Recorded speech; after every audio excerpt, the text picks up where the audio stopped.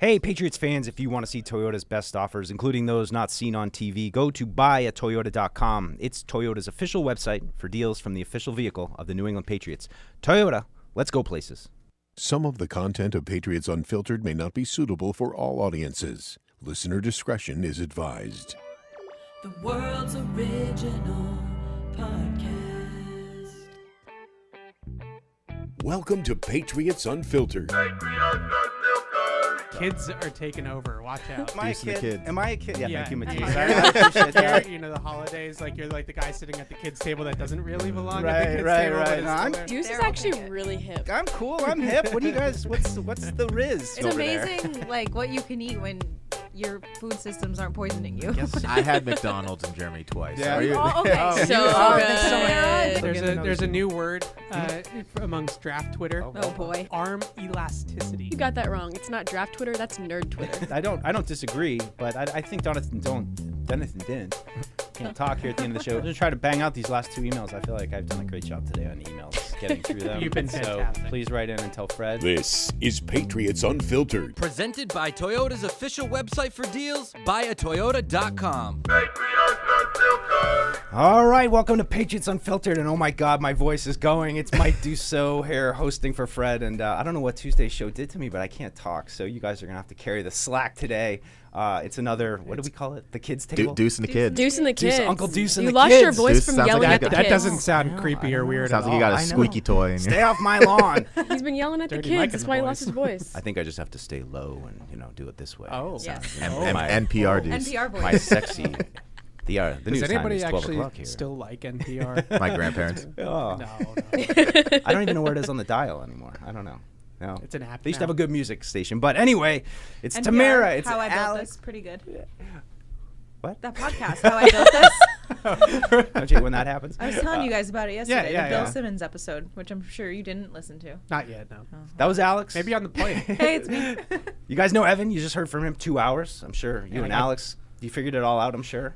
Got to the bottom of it. We opened the show with 20 minutes of deliberation over a semantics argument, which is just like so us. Like we're saying so us. We're saying the same thing, but we're saying it differently, and we just argue about That's it for no Paul and reason. Fred's thing. Yeah. It's like they'll get in arguments, and I'll be sitting there being like, "Aren't they saying the same thing?" And they're like, "Deuce, why don't you argue with us?" And I'm like, "Cause you're saying the same thing. I don't know what to get in on." Of course, Matisse is back as well, and this is the squad that's gonna help me get through. I got my tea, chamomile. It's delicious. Wish I had some honey in there.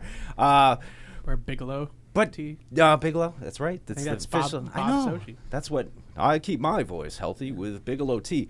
I am jealous of Bob Sochi. That's a dream endorsement. I know, right? It's like his velvet tones are just wonderful. But we had so much to talk about on Tuesday. I kind of came through everything and was like, oh, we got this. We got guys signing, guys leaving, all those kind of things. And we did hear from the coordinators yesterday, and we did have an off-the-record chitty chat, which I don't know. Did you guys kind of talk? Like, you dance around it a little bit, that we were allowed to meet these guys a little bit? Or Yeah. we even Wait, allowed to say that we did? Evan is not allowed I knew this to was gonna speak happen. because I've never seen I a have to person set the more tone. happy. I have to set the tone for how happy this hour was for Evan Lazar. This was If there He could said be it an was Evan, the best day of top his life. five best days of my life. for at work because sure. I don't want Jess to be like, "What did you just say?" So at work. It was literally Christmas in February for Evan. Like watching him, he was like a kid in the candy store, Okay. just going from coach to coach.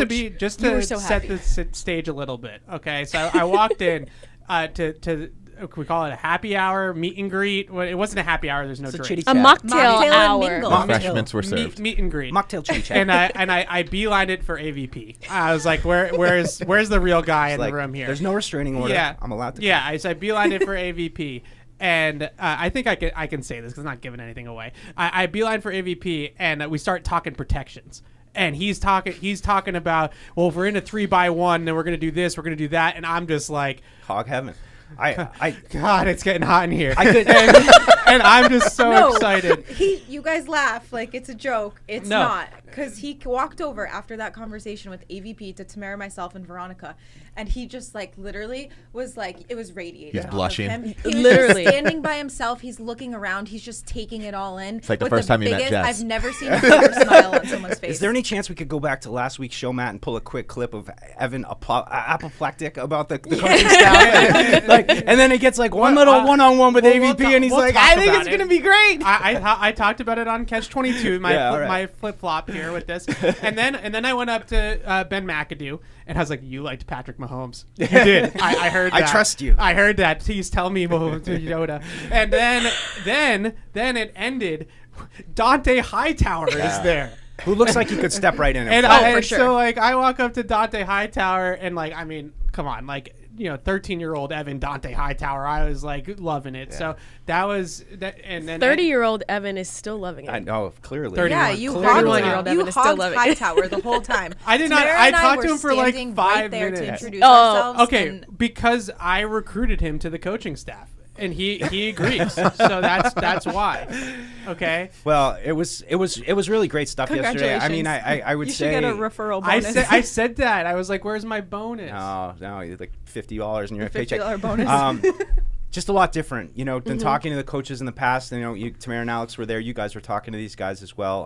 I was more I didn't really talk football with any of them. I just, just meeting them. I told you how one was the new tight end coach, Bob Bicknell, was from Holliston. So I did Evan stalk him a little bit. But it just felt like a little strange to me because it felt like there wasn't this like overriding sense of fear that they're going to, I mean, not that they were, I mean, it was really, like you said, it was just kind of a meet and greet. It was just an opportunity to kind of see these guys. I mean, a lot of them are new to the area.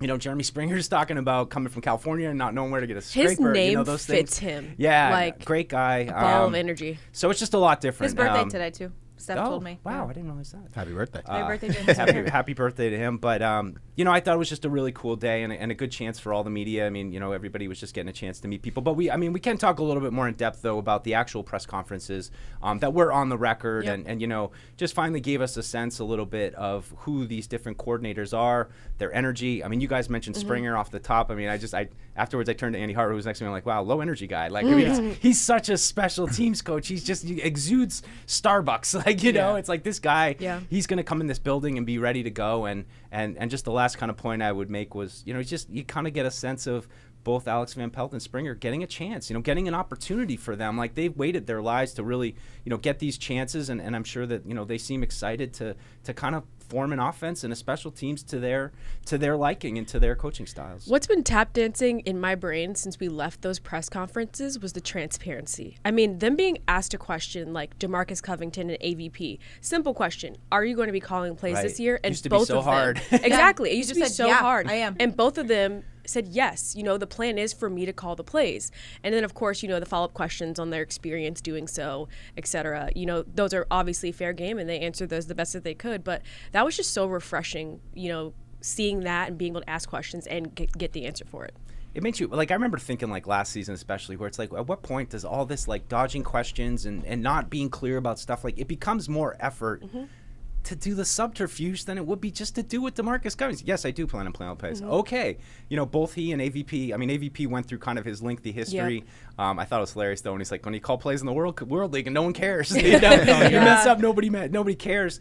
But, I thought that those guys were both, it just showed you, like, the truth will set you free. Yep. Just tell them. And yes, okay, I don't have some experience. I need that, but this is how I'm going to get it. Yeah. I mean, at the end of the day, fans should not care if they're nice to us. Like it doesn't make a difference if they're nice to us, if they're not nice to us.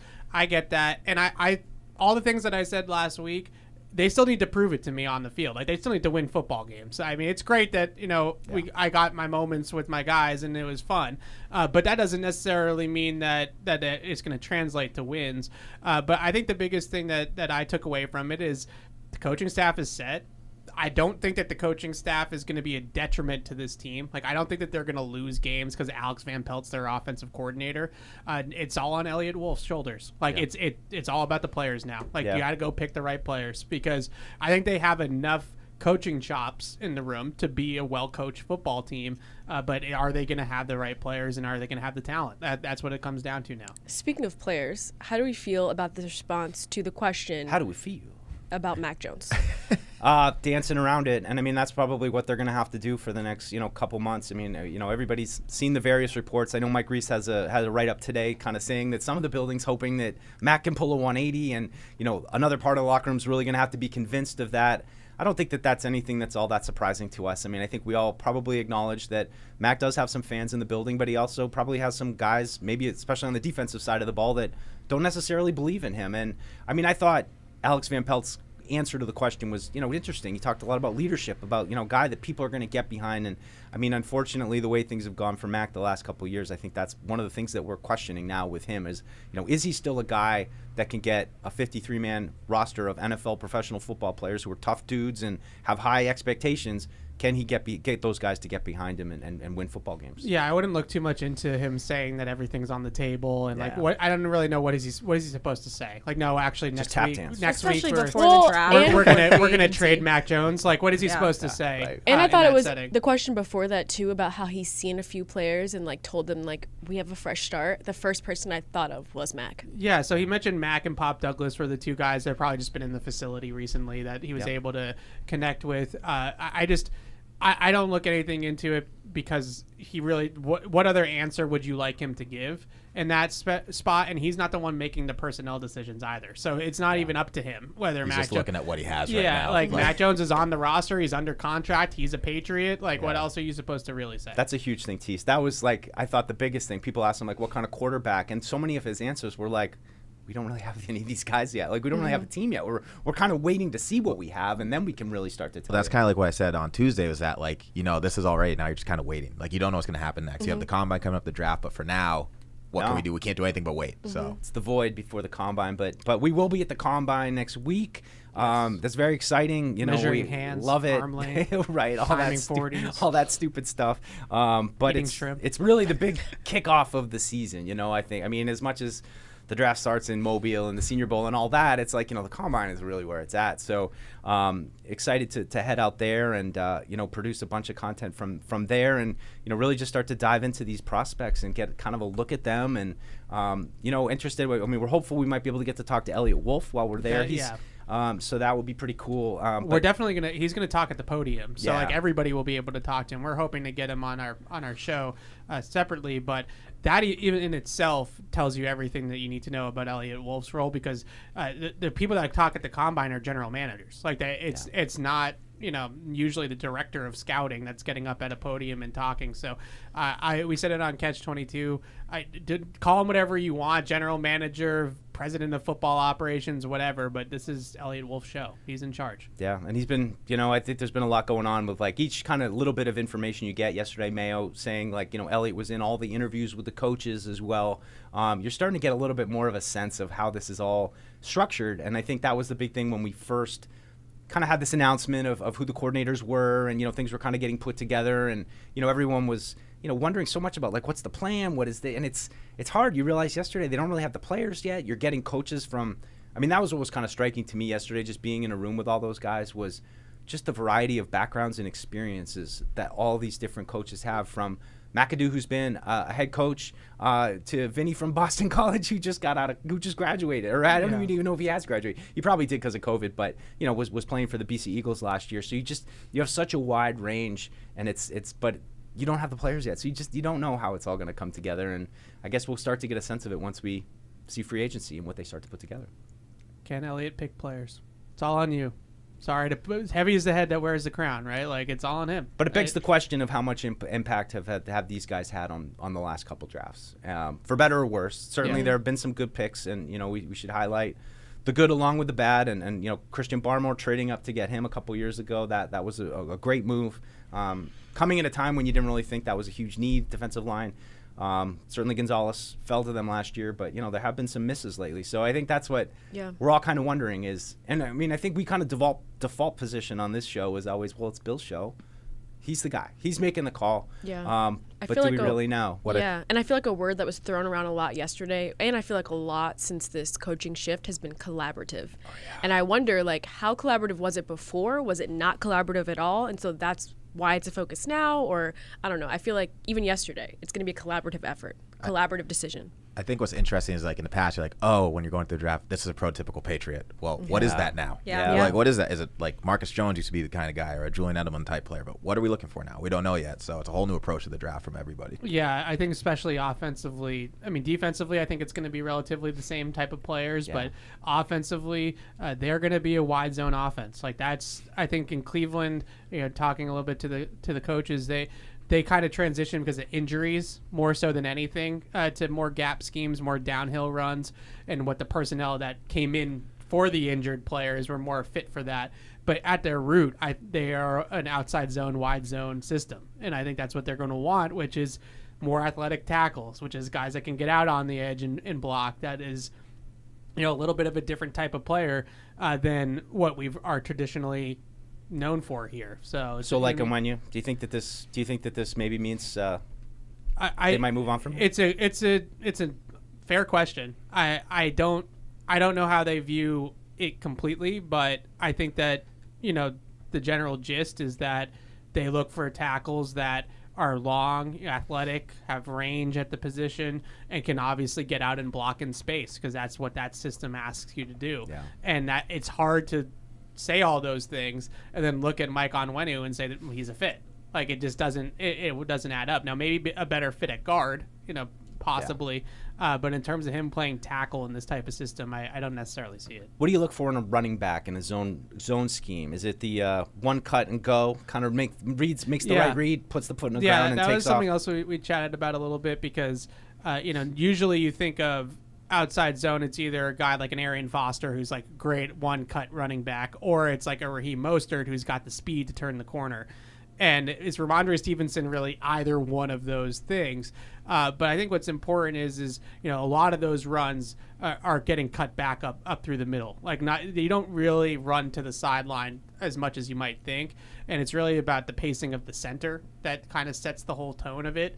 So I think the center, David Andrews, his world's about to change a lot. I think there's going to be a lot more responsibility on him at the line of scrimmage. That was maybe more on the quarterback before. I think that's going to be a lot more on the center. And in this scheme, he's kind of setting the pace of the entire movement of the line in the run game too. So whether it's Andrews or, we'll see how long it is Andrews, but a guy like Jake Andrews or whoever's going to be after him, that's going to be a really important spot.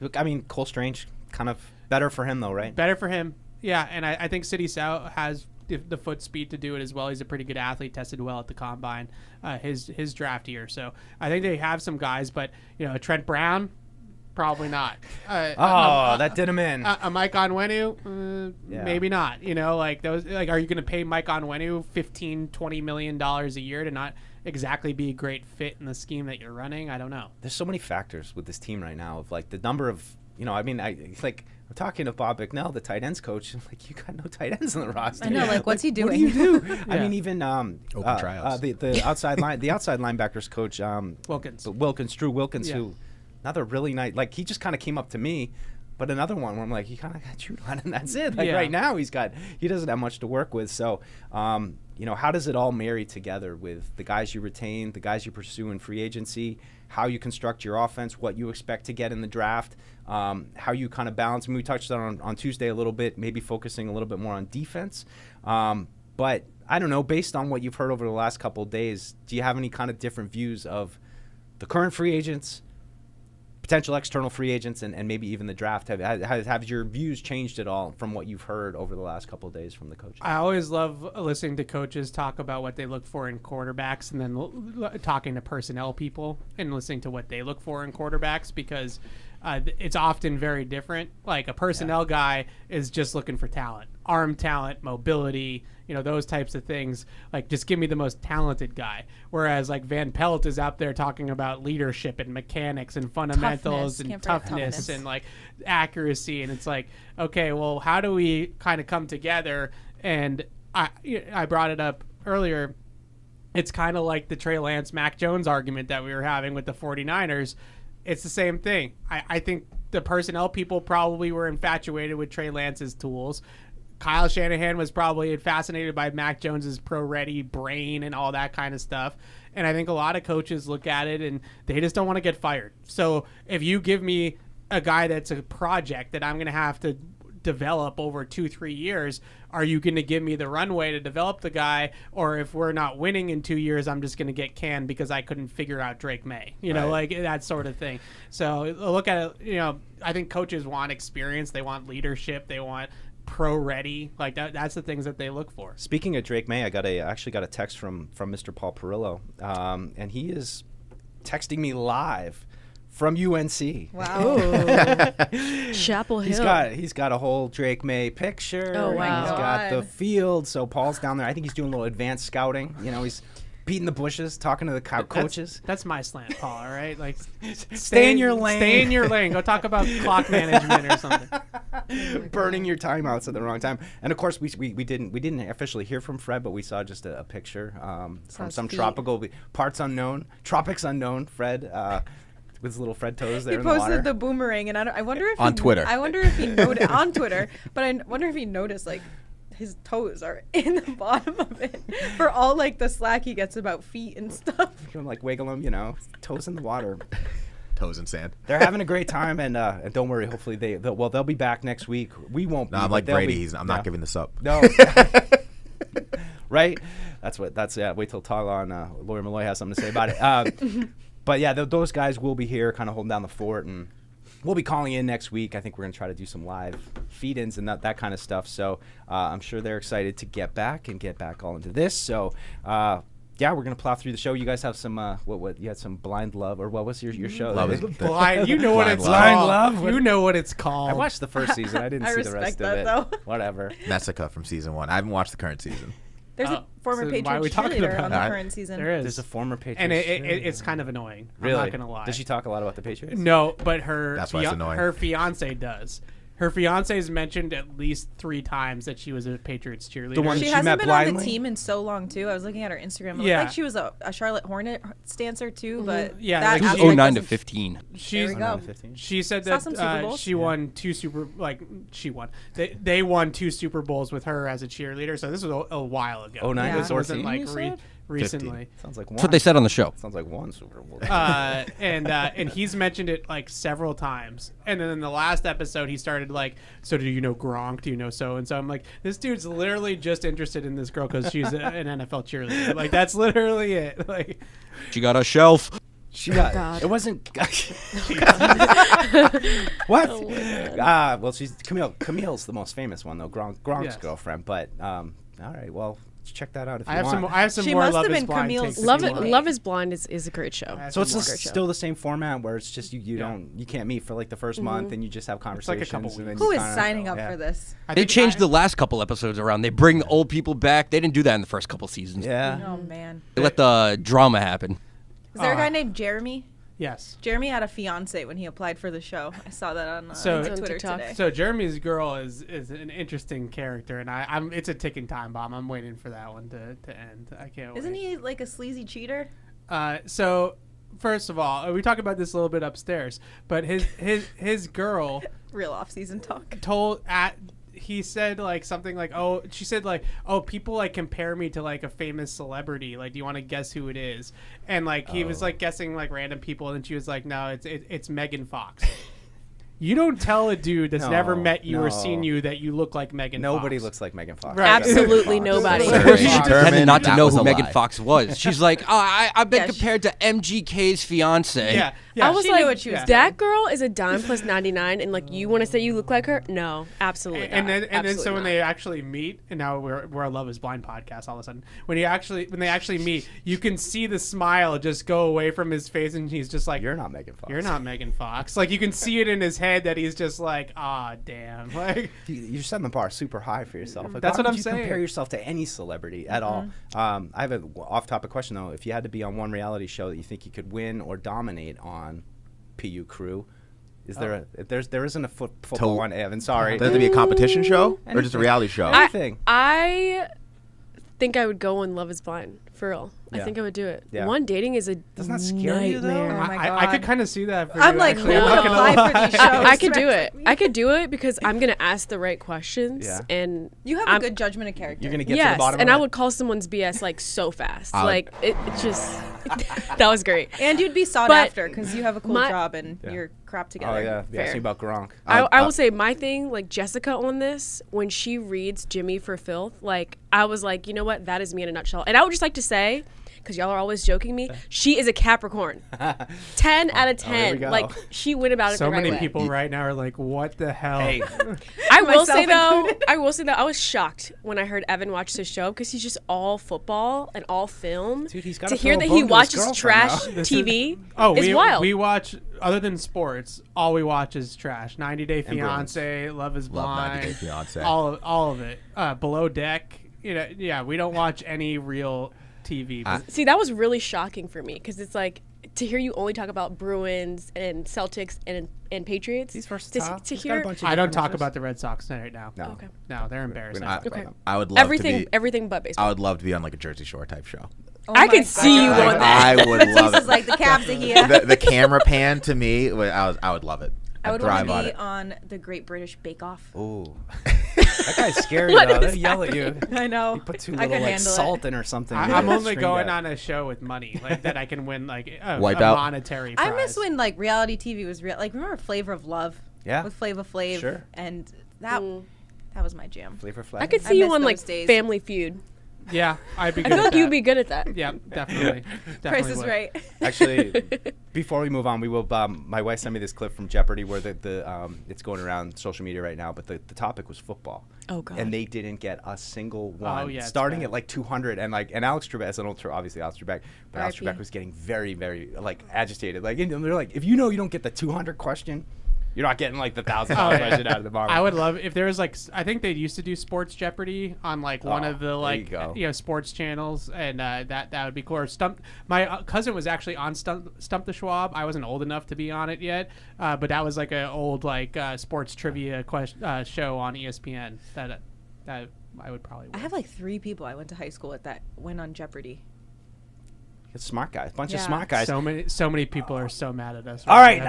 I'll put the fist down. We're gonna stop the reality show. I know, Matt, but come on, it's the off season. And Paul and Fred aren't here. We gotta have a little. We gotta spread our And wings. your a little voice bit. is dying right My now. voice is dying.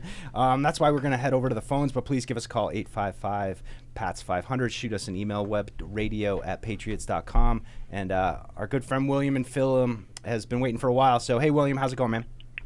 Hey, what's going on, Mike? How you feel? I'm all right. My voice, I feel fine, but my voice is it's failing me right now. But I'll get by. All right. Hello to the ladies first. Let me start Hello. there. Hi. Hi. Nice how to you know. doing? And 2 questions for Evan. Evan, one. Everybody else just sit do you out. One question is basically, do you know about the wide receiver from UCF named Javon Baker? Yeah. Mm-hmm. Okay. All right. They saying that he's supposed to be the sleeper in the draft one now. There's a lot of those guys that this is such a deep wide receiver class that there's going to be guys in like the 4th, 5th, 6th round that don't get talked about a whole lot in the pre-draft process that are going to end up being pretty good NFL players because of how deep it is. So guys like Javon Baker, I know the kid at the Shrine Bowl had a huge week. I can't remember the name off the top of my head. Jalen Coker from Holy Cross? No, Oh. definitely What? not. What are we talking about? The kid from Virginia. I can't remember his name. Had a good week. Yeah, I think that all those players are draftable. Oh, guys the little in- guy, in Malik day Washington, was that him? three. Yeah, Malik Washington. Yeah. Yeah, that's it. Yep. He's good. Little slot guy. Yep. And my last question is, and it ain't so much. Well, yeah, it probably much is the question. Your last show, Catch 22. Yes, sir. For about 20 minutes, I was sitting there waiting for you. You and Alex. was I talking know. about We had to talk Yeah, about the you combine knew a about little it? bit. Oh, okay, because I was gonna say something to you. I was like, "Are you kidding me?" Let him have it, William. Let I him knew have you, it. I knew you would hang on to you call know- into you know I'm gonna say Unfiltered, go and we to, had to talk a little bit of combine. He was so- saving you for me. Okay. For me. All right. Okay. Well, as long as you see my, I'm cool then. Oh, I'll be yeah. Good. Always. No, All we right. love you. Be Take good, care, William. y'all. Thanks. So I want to talk about something with the draft because I always do this. Let's we do our draft podcast stuff. Not Love is Blind. But no, we're talking football here. What, I'm just waiting for a caller to call in with their Love is Blind takes. Like we spend all this time talking about prospects. Like, we do the podcast. And for example, do you ever like go to a Wikipedia page and look at the list of players drafted? Oh, yeah. And you spend so much time, and half these dudes are busts. Oh, yeah. Like, and it's just like more than half. Like we talked about Devin Lloyd, who was like an okay player. Yeah. Like we spent so much time being like, this is the guy the Pats should take, and like you never hear from him again. That's what's so funny about the draft. I think that's what you love about the draft. And we've been doing it for a long time. Like, we go back to blogging days. I mean, it's like 13, 14 years it's been like going through every prospect. Hopefully we've learned something, but that's what's so funny. And that's like the ultimate realization, even going back to 2021, was like, yeah, one of these quarterbacks is going to work out. Just one. And like, you spend all this time on like 7 different guys. Like, well, do you want Fields? Do you want, Drake May? Like, there might be one guy. Wait a minute. We We should should have have real estate in your mind that are now just like it's a just car like salesman. it doesn't or like we spend so a much real time with estate people. agent. Yeah. Deuce is talking about Jake Bobo, like, oh, that'd be funny. He's a You were local right kid, about- and now he's Bobo. going off. But meanwhile, You we're were talking right about these about other Jake receivers. Bobo. I don't know. It's just funny. We to should me. have a Love is Blind mock draft. Like, blindly. Like, based off, like, positions or something. That's what Felger and Maz does. Oh, yeah, just they throw dart. I know, it's insulting. I listen So to that good. every single year and literally scream at the radio because of how insulted I am by how little they know about the guys. Like, I'm like, you are literally paid to be on a sports radio That's show. why they're mailing it in. And you throw a dart already got and you paid. hit, and you're like, Drake May from Right. It's so frustrating when they hit somebody and then in your head you're like, that's a good fit. Yeah. Like, he's on my big Yeah, board. I it can't happens say all the anything time. right now. Oh yeah, but I see. Look, that's 100% it. Like, if you look at statistically, about 30 to 35% of draft picks hit. You could say Mel Kiper is like a no matter sports which round weatherman. you're- He gets Yeah. paid to be wrong. Like, Yeah, I mean, Mel Kiper, I like that. set the trailblazer. Yeah. Absolutely. But his quarterback rankings have been off for like 10 years. Yeah. But if you talk fast enough, nobody knows. Yeah. I mean, the thing I always like compare it to is like, imagine if you had to go around to a bunch of college seniors right now and predict who was going to like be the best employee at your company. Like, take the football out of it, which is obviously brings it to a whole nother level. But even that is so hard to project. Like, who's going to become a professional and understand what it takes to work and put in effort and have to work long hours or maybe do things you don't want to do. Like, That's the biggest You don't thing know. that you Especially can't this measure. generation. yeah. These kids don't want to work anymore. You Nobody can't wants to work. you can't measure competitiveness, work ethic, like those types of things. And so often that's what it comes down to. Like, you can have the most talented prospect in the world. All these guys have talent. That's why they're in the draft. Like, they wouldn't be here if they didn't. But do they have that killer instinct? Do they have that competitive fire? Do they want to be great? And not just say it. Like, do they actually want to be great? Like, and those are the things that that I think the scouts get a little bit more of an opportunity to be able to talk about those things with guys like this and study these guys and get to know them as human beings. Because like, half of the evaluation is what happens on the field, but the other half is about just who are these people. Like, I feel like the biggest thing to like test and honestly be able to evaluate is like someone's ability to fight through adversity.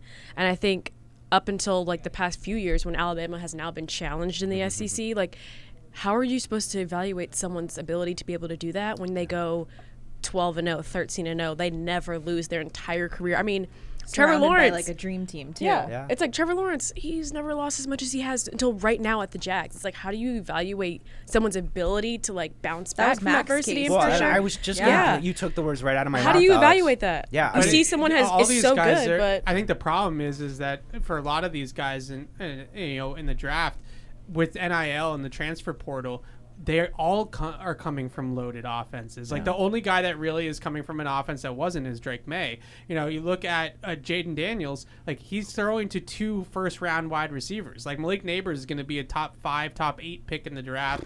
Brian Thomas be top Jr., 3. their other receiver, is going to be a top 25 pick in this but he's draft. also facing good defenses in the SEC, which is For, like to an extent. The SEC had a little bit As of a much down as year this year. defenses but- existed in college football. But I was gonna riff on Mac for a second, just because having written his profile and not a guy that had to stick around and had to play on the practice squad for a while. So framed a certain way, you could look at Mac and say, he hung around, he waited, he won the job, he competed, he wanted to compete. I mean, after we drafted Mac, I was trumpeting him going from the national championship right to the Senior Bowl, working out, had 2 pro days during COVID. All those things kind of point to like a guy who's like, I'm not going to rest on my laurels. I'm going to go out there and throw with everybody. I don't care. I'm going to compete. And, all those signs pointed great. But then you made the point, but he was also playing with an all-star team. So you can, point to that direction too. So it's so hard. And to your point, like you see, he clearly is a very hard worker. He clearly puts the time in, but sometimes that's not the intangibles, And that's why I was going to say his issue is talent. Yeah. Mac Jones is here at 6 a.m. Like he's that guy that is rolling in, first one in, last one out, putting in all of the work. Mac Jones is just not talented enough. And and even before, like C.J. Stroud, same thing with Ohio State. Like they've been such a great program with great quarterbacks. Yeah. They've all gone to the national championship, but like, where they all are they flame now? out. Why is he different? Yeah. Why is he the one that hit? Because he failed the test. That's why. Right. You're smart enough to. But I mean, I was even going to say something like, to Evan's point, when they have in the at the combine, sometimes they'll have like a little basketball hoop set up, and they'll like have the guy like, all right, let's play horse right now, like things like that. They'll like show you, like the Tom Brady's of the world would be like, let's go, and would be BS if they didn't win. And like even chugging a beer, Tom was competitive. And those people are so annoying in real life, right? Like everybody hates that guy that you're like, dude, we're just playing like tic-tac-toe. You don't have to throw the card across the table.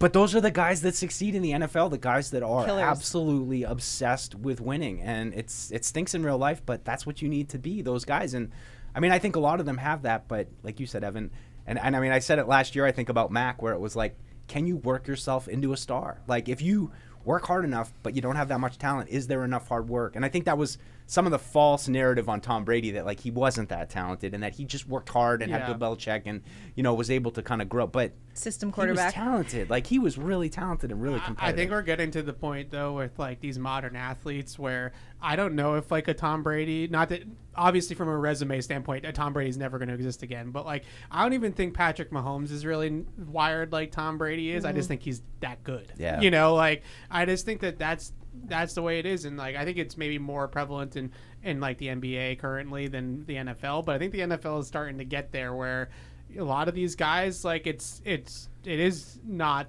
it's not the Tom Brady end all be all, but they're just so talented that they end up winning, I saw the question phrased differently. I mean, not to get into Patrick Mahomes of it all, because everybody, we talk about it's just annoying. You instantly have to like stack him up in history as to where he is now. But I kind of liked it better phrased as, is Patrick Mahomes playing the quarterback position right now better than anyone else ever has?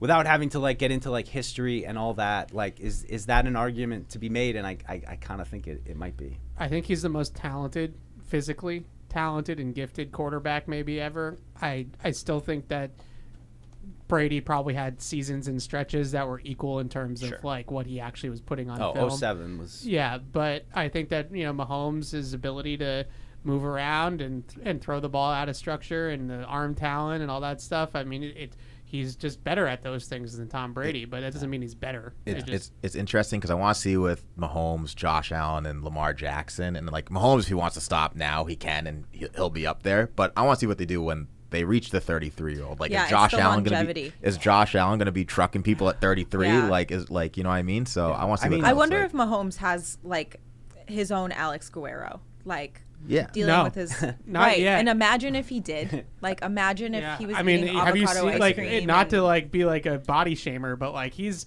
really not in doughy.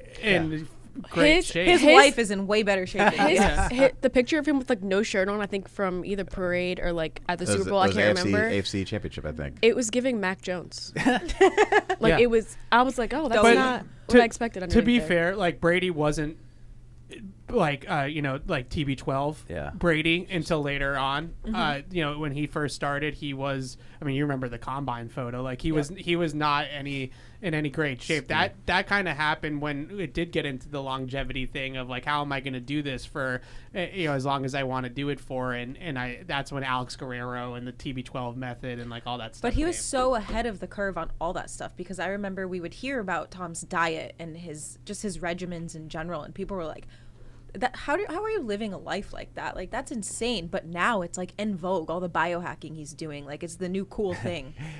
Ozempic. Lost me at biohacking. But it's just, it sounds crazy to think about. But just, I mean, you think about Mahomes dominating in 2036. And that like that just sounds like a lifetime away. And to imagine that to continue like it did with Brady, I think we all know though how hard it is to just, like you just have dips. Like there's years that Mahomes might have an injury. He might, I mean, I don't want this to become a show about Mahomes Brady. No, but stuff turn over the happens. Like Josh Allen's a hit away from ruining the Bills' season. Yeah, it so. really is. You never know. Andy Reid's older than Bill. Yep. Yeah. So like Andy Reid's not going to be his coach forever. So what happened? Is he going to be like Bill Walsh to George? Was it George Seifert? Right? Yep. Did I get that right? Yep. Is that going to be like the transition, and it's going to be not seamless, but like he's still going to be good enough to keep winning? Or does it become what a lot of Patriot fans will argue it became, that it was all kind of Tom without Bill at the end? Yeah. Like Tom didn't really need Bill at the end. That was all. And Travis Kelce's 34. Yeah, like he's gonna be done soon. I do wonder, since they won, if he might just call it quits and be like, "Oh, this was great, Taylor Swift season." Like he's down in Australia right now. I think he was on the record. I think he said that he wants to go as long as he can. Oh, okay. It's interesting to me. It's just it's kind of like a David Andrews thing of like what the will to continue to compete after you've won championships and to take the punishment and the work that's required. At this like we know what it takes for these guys. It's crazy. Like. I don't know. I just have a lot of respect, especially for a guy like David Andrews who just kind of keeps doing it. Yeah. Let's jump over to the phones here because the lines are absolutely stacked. Start with Todd in North Carolina. Hey, Todd. Hey, guys. How you doing? Hi. Hello. We're doing good. So, I got two quick things. First one is, simply put, did you guys really listen to ESPN when they said that Mr. Belichick, our good coach, kind of lost contact with the people? Like he just couldn't find leaders, and he couldn't be the leader for these young guys because he just couldn't connect with them. And the other thing is kind of a game. The Patriots will be over 500 because, or the Patriots will be under 500 because. Just answer those things, and that's all I got. Thanks, guys. Thanks, Todd. Bye now. I don't know. The Patriots will be under 500 because they just don't have enough talent yet on the offensive side of the ball. The Patriots will be under 500 because Mac Jones is still the quarterback. I think those are saying the same things, and I would go with you guys. Yeah, under 500, over 500. Jaden Daniels is awesome. Yeah. Or Drake May is awesome. Or that whatever. would be the over 500 is they end up with a quarterback that just really moves the needles and Marvin Harrison doesn't make Mac Jones awesome. Else. No. Over 500. Well, exactly. Who's throwing him? Yeah. Over 500 because they do just enough to win, not blowing anybody away, but just enough to win. I like it. Do what the Steelers did. I didn't sneak in. I didn't hear the first part about what he was saying about ESPN. Was that Belichick losing contact with people in the building? Yeah, no, I think he was saying that the whole Belichick can't connect to younger players anymore and that sort of thing. I don't know. Like, I don't think it's like a personality. Like Belichick is we can't be buddies. You know what I mean? I think it's more about like the way the program was run. Yeah. Like he ran a very, very tight ship that was very hard to be a player here. And I just don't think the modern athlete necessarily wants it to be that way anymore. Like kids these days. So it feels a lot different. I mean, I kind of knew it was what would happen, but I think until you experience it, it's kind of hard to really fully grasp like how different it is to have a new head coach come into an organization and how many things just change. And I'm sure there's 100 things that have changed that we have no concept of or no idea what have changed. But even just the small glimpses that we've got from Gerard, from some of the coaches, I mean, it's just you can understand why young players would want to play for these guys. And so to that idea, you see the direction they're going with some of these guys. But it's just it's a really likable staff, and it's different because I always felt at arm's length from everybody. Mm-hmm. And here we are in February, and I don't want to say that we're going to be any closer than that this year, but it was just nice to get to see these guys kind of as people first. Yeah, I think there's just like a couple examples. Trent Brown brought up, I think in the interview he did with Nesson at the time, about like the schedule and how the players wouldn't find out the schedule for the next day until 6 o'clock the night before, which we can confirm. And they would all just be waiting around for the schedule, whereas other teams, the schedule for like the entire month might already be set. Here's our training camp schedule every day. And he said that they weren't sure about the schedule for the bye week, and a lot of times in the bye week, guys go on vacation, take time off, spend time with their families, and they weren't able to make plans for the bye week. And I know that sounds ridiculous, like you should be focused on winning, whatever, but that that's the sort of, like life stuff that just was coming up. And I think the other thing, I was there, and Deuce, you were in Green Bay. The back-to-back joint practices on the road that they had originally scheduled was crazy. Like, that was absolutely insane. And the players were like, did not want to do it. It was just very clear talking to some of those guys that they were kind of pissed that they were going to be away from their families for like almost 2 full weeks. And I understand that some people think that they shouldn't care about, they all should be one mind track towards winning and all that stuff, but this is like the culture stuff. It's the workplace. It's worth just stuff. real quick. Sorry, it's worth highlighting though. Like, you're talking about like people with families. Like, these are older players. So I mean, we're also talking about like trouble connecting with the younger kids that don't really have families that really shouldn't have a problem. But it just kind of shows like how those policies kind of impacted everyone across the roster, from young guys to older guys with families. I think that there's like, I feel like there's so much, you saw so much value and importance. You can see so much value and importance in that when you have that ability to get the actual break that you need during a bye week because you have the schedule. Yeah. So who knows the value that they could have had if they were able to actually go back home and see family, go on a trip, whatever, or even, like you mentioned, the joint practices, or even not do that. Like, even just like have a joint practice here, or have both of them here. Yeah. I don't know. I think I think it was having the joint practices in Green Bay. I don't think was a problem, but I don't want to name any names, but like I would talk to a lot of guys, and they were like, "Are you staying with us for the whole time too?" Like, kind of like rolling their eyes, like, "Oh, like this stinks, right?" Yeah. And like, I wasn't even practicing, so like to imagine like putting your body into that situation, and then also on top of it, not really want to be there. Like, you're talking about August. You're talking about 2 weeks when you got 18 weeks. Right, nonstop. Like just when they're getting started, hit. and they're already like. That's why Trent was tweeting, "I want to go home." That was 2 years ago in Vegas. Like, and I think that they look at that, and they look at the schedule too. Like, we have we have Germany this year. Like, we have all these like longer trips, and like that, I think makes an impact. All right, let's bang some more calls out here. Patty in Agawam. Patty, how you doing, man? Hey guys, I'll make it quick because I know my phone sucks. What's going on, youngins and handsome Deuce? Oh, thank you.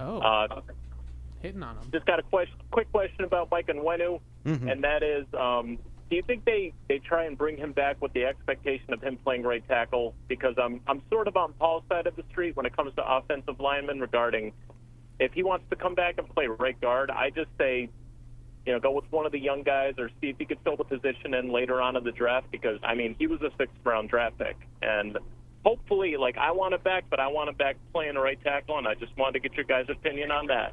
Thanks, Patty. That's all I got. Appreciate it. It's an interesting conversation, and if they end up not using the franchise tag on anybody, then maybe it's not. But if they end up using the franchise tag on Kyle Duggar over Mike Onwenu, I do think that tells you what this coaching staff and this scheme thinks of a 340-pound offensive lineman that might not be the best skill set in terms of what they want to do. I'm so torn because I kind of feel like Onwenu, I think he's a very good player. I just don't, I kind of see City so and say, look, let's not overinvest in the offensive line right now. Let's just try to continue to spread those resources around. But at the same time, I can't say that and not acknowledge that I've been a very big critic that they haven't retained their own players. And so even though I think Michael Onwenu and Kyle Duggar and Josh Uche and even Jennings a little bit, they all have their kind of warts. They're not perfect players, but there are players.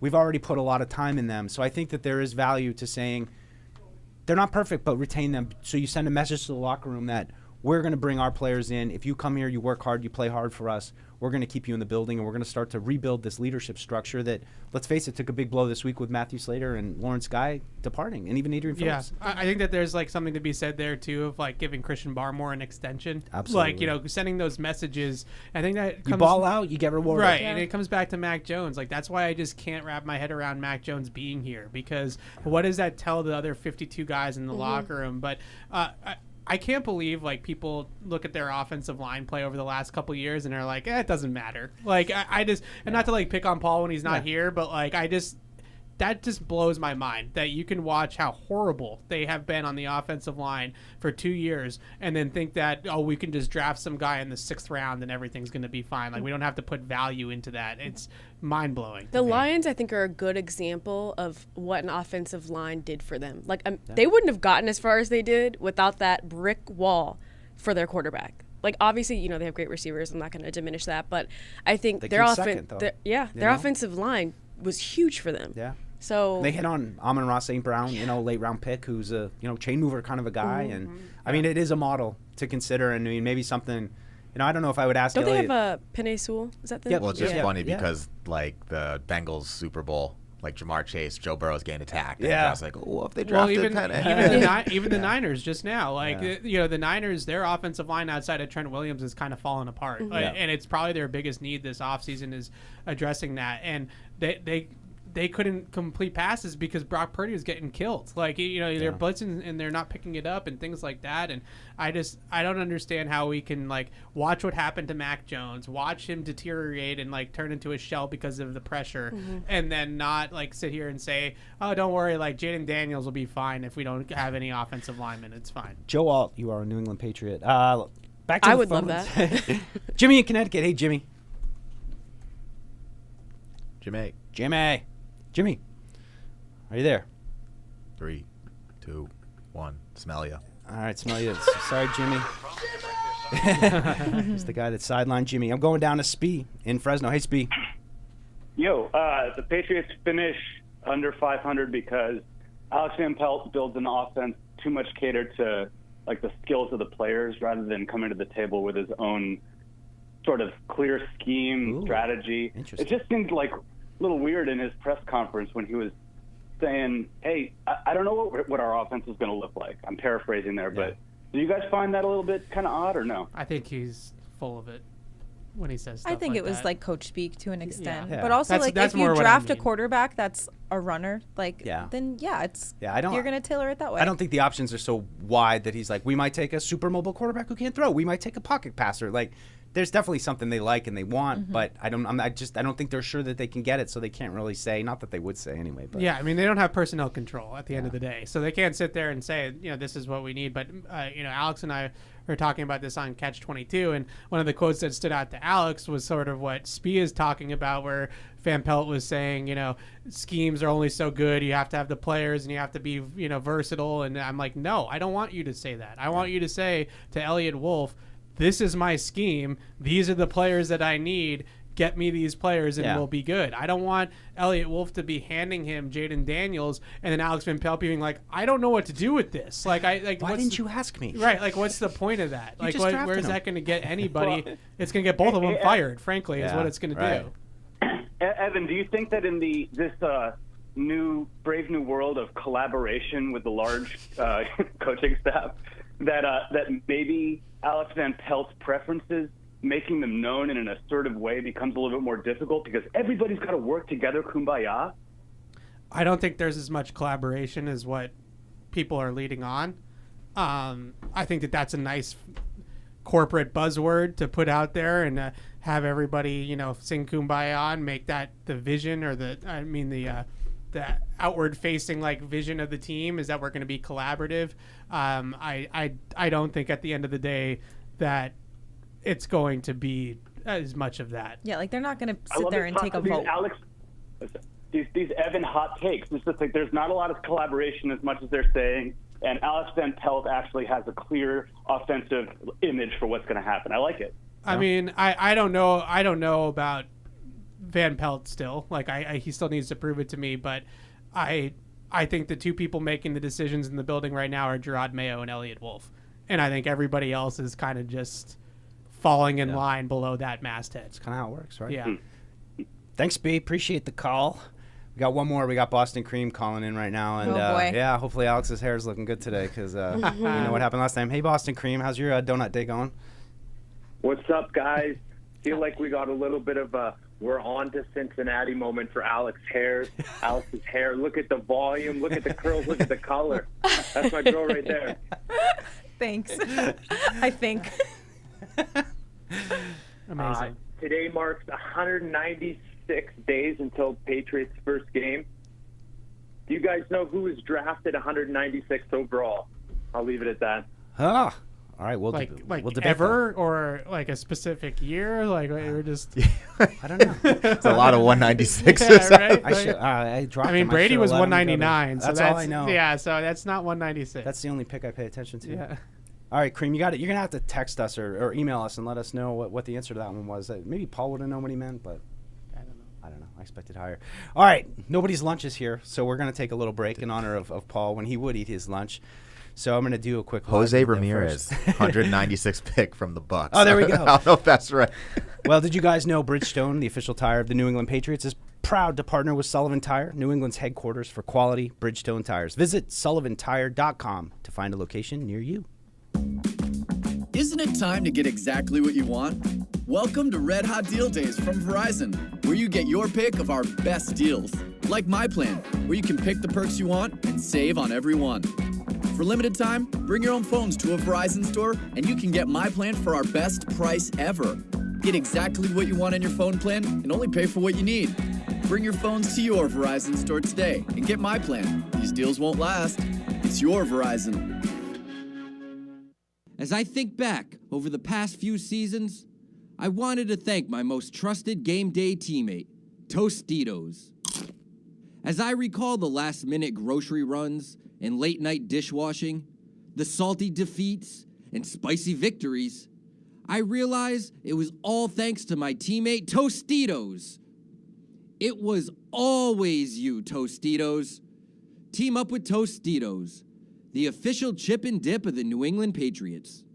What's up, everybody? Yesterday, head coach Gerard Mayo introduced his coordinators to the media. Let's have a listen to what he had to say.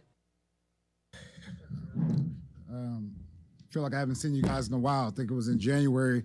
It's really the last time I got a chance to speak with you guys. I appreciate, first of all, you guys coming down. I know there are a lot of unknowns right now, whether we're talking about the draft or free agency, but today is really about the new coaches. And, you know, we'll have our coordinators up here to kind of speak to you guys.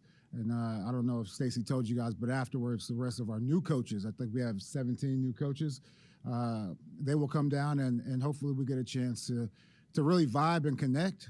They know that, you know, our relationship with the media is very important. Stacey and Aaron have done a good job explaining it to those guys, but at the same time, I think there needs to be a good relationship between the two groups. And hopefully, look, I'll try to make myself available as much as possible, but at the same time, today is really just about the new coaches and the coordinators. Like for you, and how happy are you with the staff that you have in mind? Yeah, the process, it was definitely a learning experience. I've interviewed people in the past before for other jobs, but this one was a little bit different, but it was exciting, and I felt like I learned a lot. I learned a lot from the coaches that came in and interviewed that didn't get hired. Hopefully they had a good sense of what we're trying to build here, but it was good. It was good. You've had this job now for a month and a half. What's been the biggest surprise for you so far? The biggest surprise for me really has been the lack of true football tape I've had an opportunity to watch right now.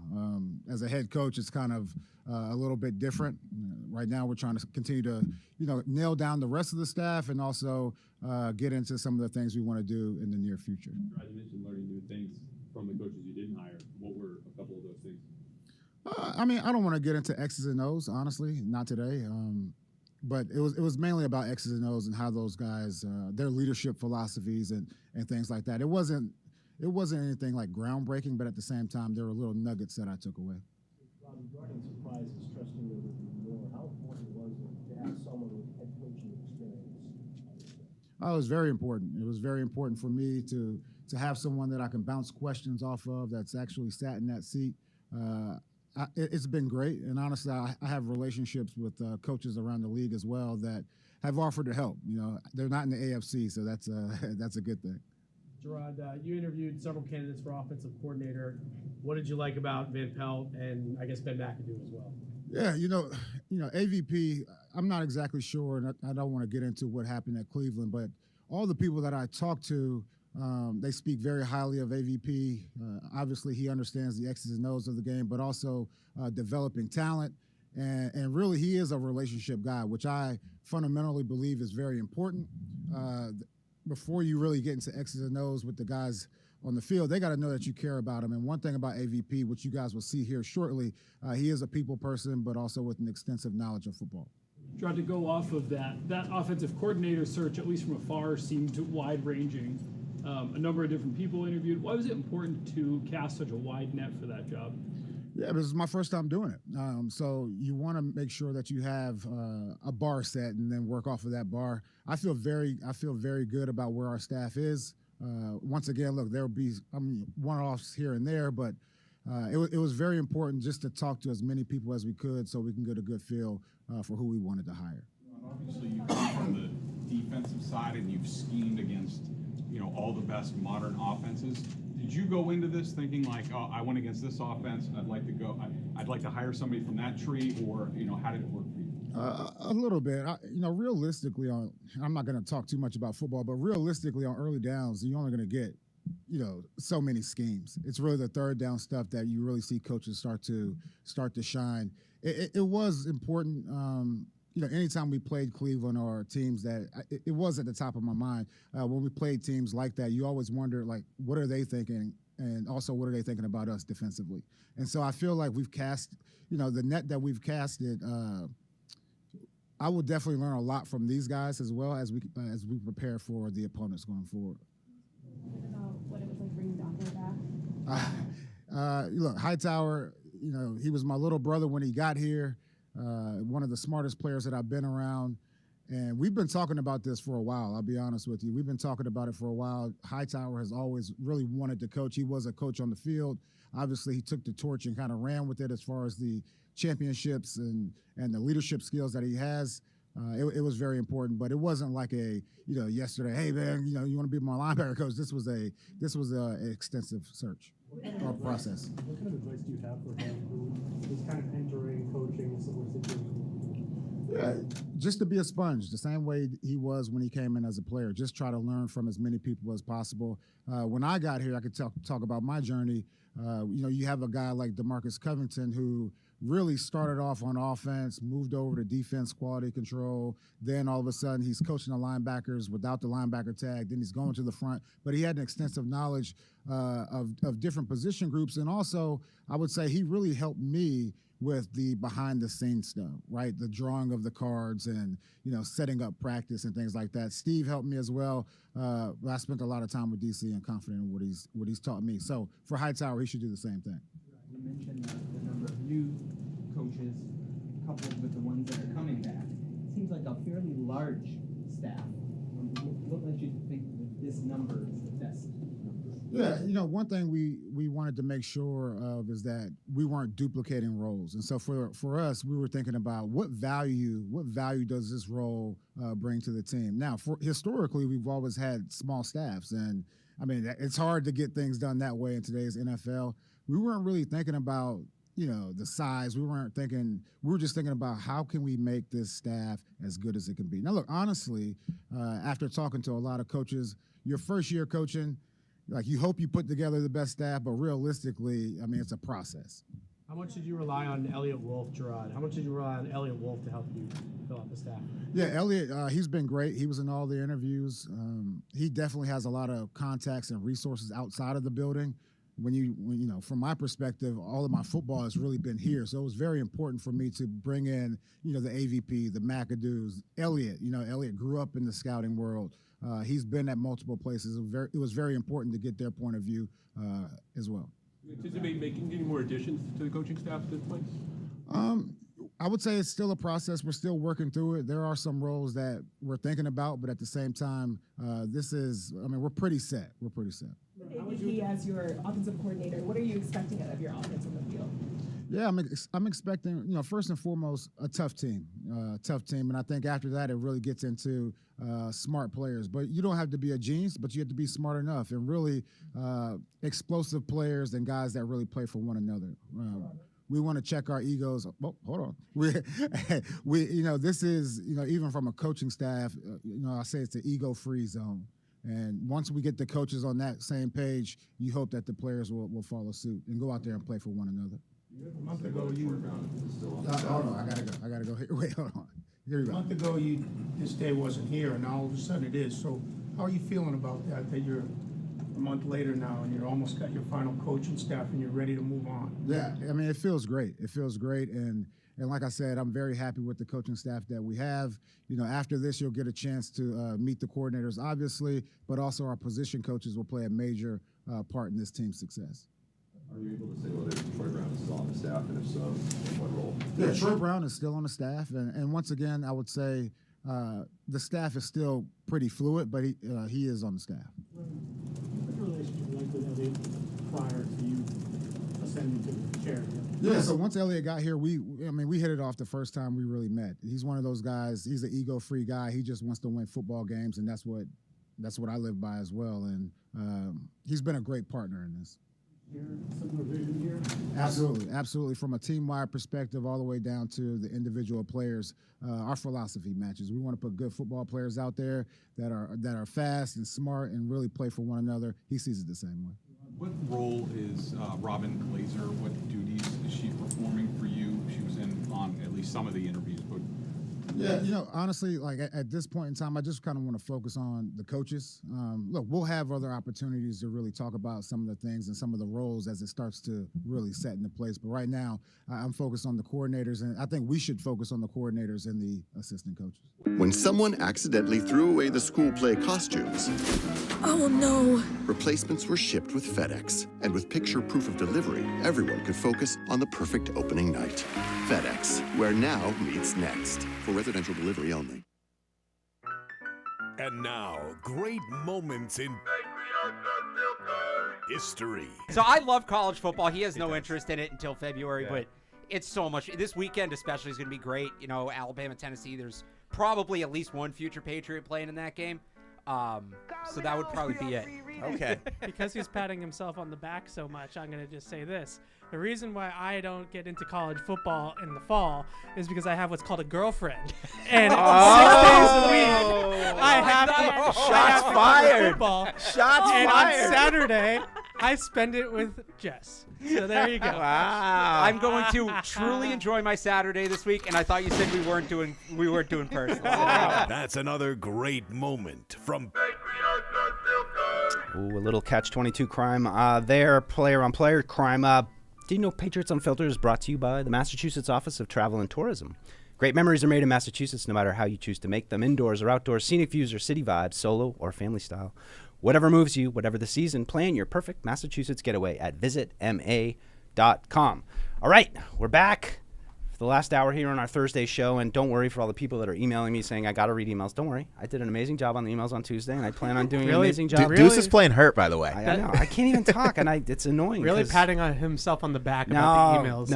Well, some person wrote in and was like really kind of critical of my email reading, both how I read them and how I jumped right into a response. So I'm not a big email. Like on Catch-22, I forget too. It's you like forget, hard. and then you like, oh, I should read one, and then you start into it, and you're like, and then you do what Fred does. You're like, what is he talking Maybe about? we should have listeners slack us. Is that an option? I Just also slack it. I say this with like all the love in my heart, but like we have to have like a character limit. Like don't email. I'm on the air like hosting a podcast. I can't read your like 500-word off-season outline.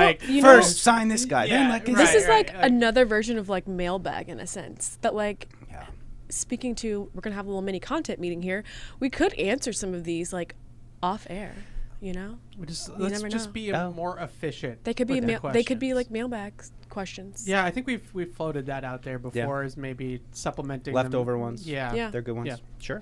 Sure, people got questions, but let's jump into those emails right now. First, just Jack and Armor giving NPR a shout out. He listens to NPR every morning and every Saturday. It's a great source of news and take a culture. nap, Try or- it, you'll like it.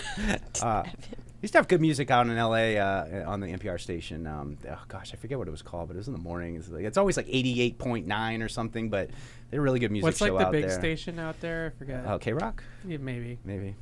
Yeah. Big Boy in the morning. Yeah. That's what I was. That's more your speed. Yeah, because he in Entourage he goes on Big Boy in the morning. So What a show. Chris from Virginia writes in, I think I'm scared to use the number 3 pick on a QB. Me too.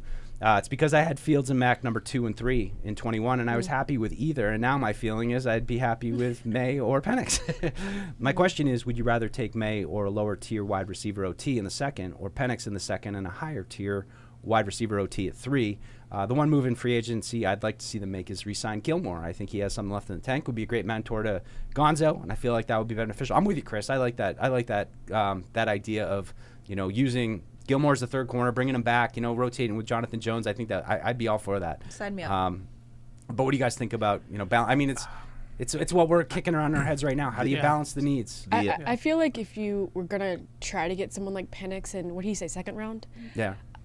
You have to make sure you have some protection for him because, as Evan and multiple people have brought up multiple times, like that's a guy who's suffered multiple injuries and you don't want him running for his life every single play. And so to get the most productive Michael Penix, you're going to need to get him some protection. And I don't know if we have. It's like chicken or the egg, right? Yeah, I don't know if we have all the resources to do that right now. The protection. Penix is the type of guy, too, that it all depends on what happens next week. Like I said, Michael Penix next week is the biggest week of his life. Mm-hmm. Like whatever those doctors tell the teams about he comes out, he's throwing righty all of a sudden. And you're like, first overall. Oh, it's like Rocky. He switched. Rocky, you learn to southpaw. You can't be southpaw anymore. No, I think that's the biggest week of his life, and I mean that in all sincerity. Like what those doctors tell the teams about his knee and his shoulder is like literally his whole life, and I have a feeling that the NFL, the league, is going to hurt, knock Penix a lot for the injuries. And I think there's a chance that maybe he's like a 3rd or 4th round pick, like a surprise guy that ends up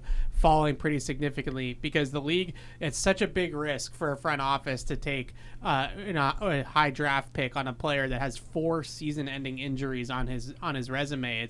We can sit here and say, oh, just do it. Like it's easy for us to say, but when it's your job that's on the line and you're the one that's actually making the pick, it's a lot harder. So would you, if he does end up falling late and, would you end up taking 2 quarterbacks in this draft?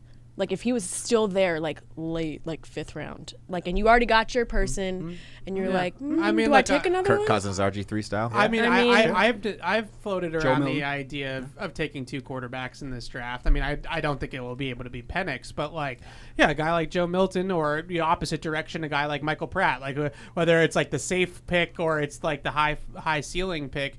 Whichever one you don't take in the first round. If you take Jaden Daniels in the first round, then maybe RG3 Kirk Cousins. Like maybe you take a guy like Spencer Rattler or Michael Pratt or something like that, who's a little bit more of a traditional player at the position. I wouldn't hate that idea. What about? So I'm kind of in on Marvin Harrison because I think elite receivers get it done. Look at Hopkins and even Mike Evans before Brady. Like Jamar Chase. Like if you're that good, you get it done. What about Trey Lance? That thought? No. What? No. Just done? He's played like no football in the last 5 years. Yeah, so like, it's just, I think even going back to college, he's played no football. I think that's too much of a project. Like I think that's a full there's already like a huge like rebuild happening here. Like that's another rebuild in itself. I mean, I wouldn't kick any quarterback out of bed except for maybe Mac right now.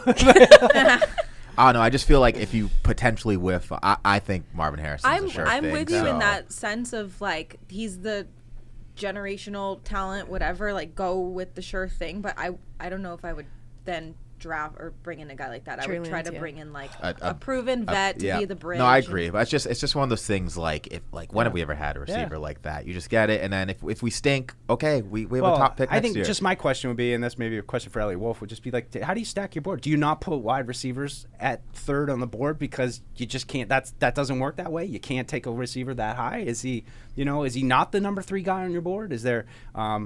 But then I can't get over Neighbors. Like, I'm sorry. Yeah. Like, there's a big part of me, and granted, I jump into this stuff in the offseason, but from what I've seen of these 2 guys, like, I don't think it's crazy to think that Malik Neighbors will be a more productive all-around wide receiver than Marvin Harrison will. Well, they're just very different players. Like, and I also would say that a lot of people think that Rome Odunze, it might end up being the most productive guy out of all of these guys just because of his consistency and stuff. So, all 3 of those guys are in the same tier to me. I think generational, Paul actually talked me off this with Harrison. We probably throw generational around a little bit too much. Like, is Marvin Harrison Jr., Jamar Chase was 4 drafts ago. And I would say that he had just as much hype about him coming out as Marvin Harrison Jr. did. So is 4 years apart a generational gap? Probably not. We start talking about generational, we're talking about once a decade, every 15, 20 years maybe even. I think he's a great prospect, but Deuce, I kind of agree with you, I guess. I think Neighbors and Adunze are in the same neighborhood. I don't think that those guys are completely different tiers or different levels. They all have different skills, obviously, but Neighbors is the type of guy that you are going to have to worry about his speed every single time he steps on the field. It's kind of like Tyreek Hill. Like, you're going to have to account for his ability to take the top off every single play. Yeah. And that's extremely valuable, in terms of how teams tilt coverage and things like that. Just real quick, we did get a little bit of news notifying us that Elliot Wolf is in fact confirmed for 10 a.m. on Tuesday. He will speak at the podium from the Combine in Indianapolis. That'll be the first round of interviews there. No Gerard Mayo on the schedule as of yet. So, but we'll take Elliot Wolf because we've never actually even seen a Patriots GM or coach speak at the Combine. So Elliot Wolf will take the Combine stage there. Let's jump back to the phone so real quick. Go up to Vancouver. Hey, Sean, what's going on? Hey, everybody. Good to speak with you. I hope you're all well. Thanks for coming. Mike, I hope you get better. I'm fine. It just sounds the way. I feel fine. I don't know. It's just weird. Okay. I don't know. Good. I appreciate it, though. Good. I just wanted to give my thoughts about the Dynasty doc, and I'm going to give stars as well to like the new interviews with those players are great, and the revelation about Drew in the pocket from Ernie was cool because I didn't know that, and some of the old clips I haven't seen before. But some of the wishes, and I think Paul mentioned this, is I wish they would have kept the truth about the Rams loss, like how close it was, and it actually gave us confidence as fans, and I think as the team. And then also the full story from Belichick with the Browns, because they did actually make the playoffs and come to New England. They did build a team, and it was pretty good, and then they were kind of destroyed in '95 when they announced they were moving. So that's a little different than the way they portrayed the Browns. And the most important thing that I hope maybe I'll mention later, but I really think they missed out was Dick Rayburn, because he had a huge impact on Brady, and was a big loss. I think they even had patches in 2001 for him. Helmet stickers, I think. The other thing go ahead, Sean.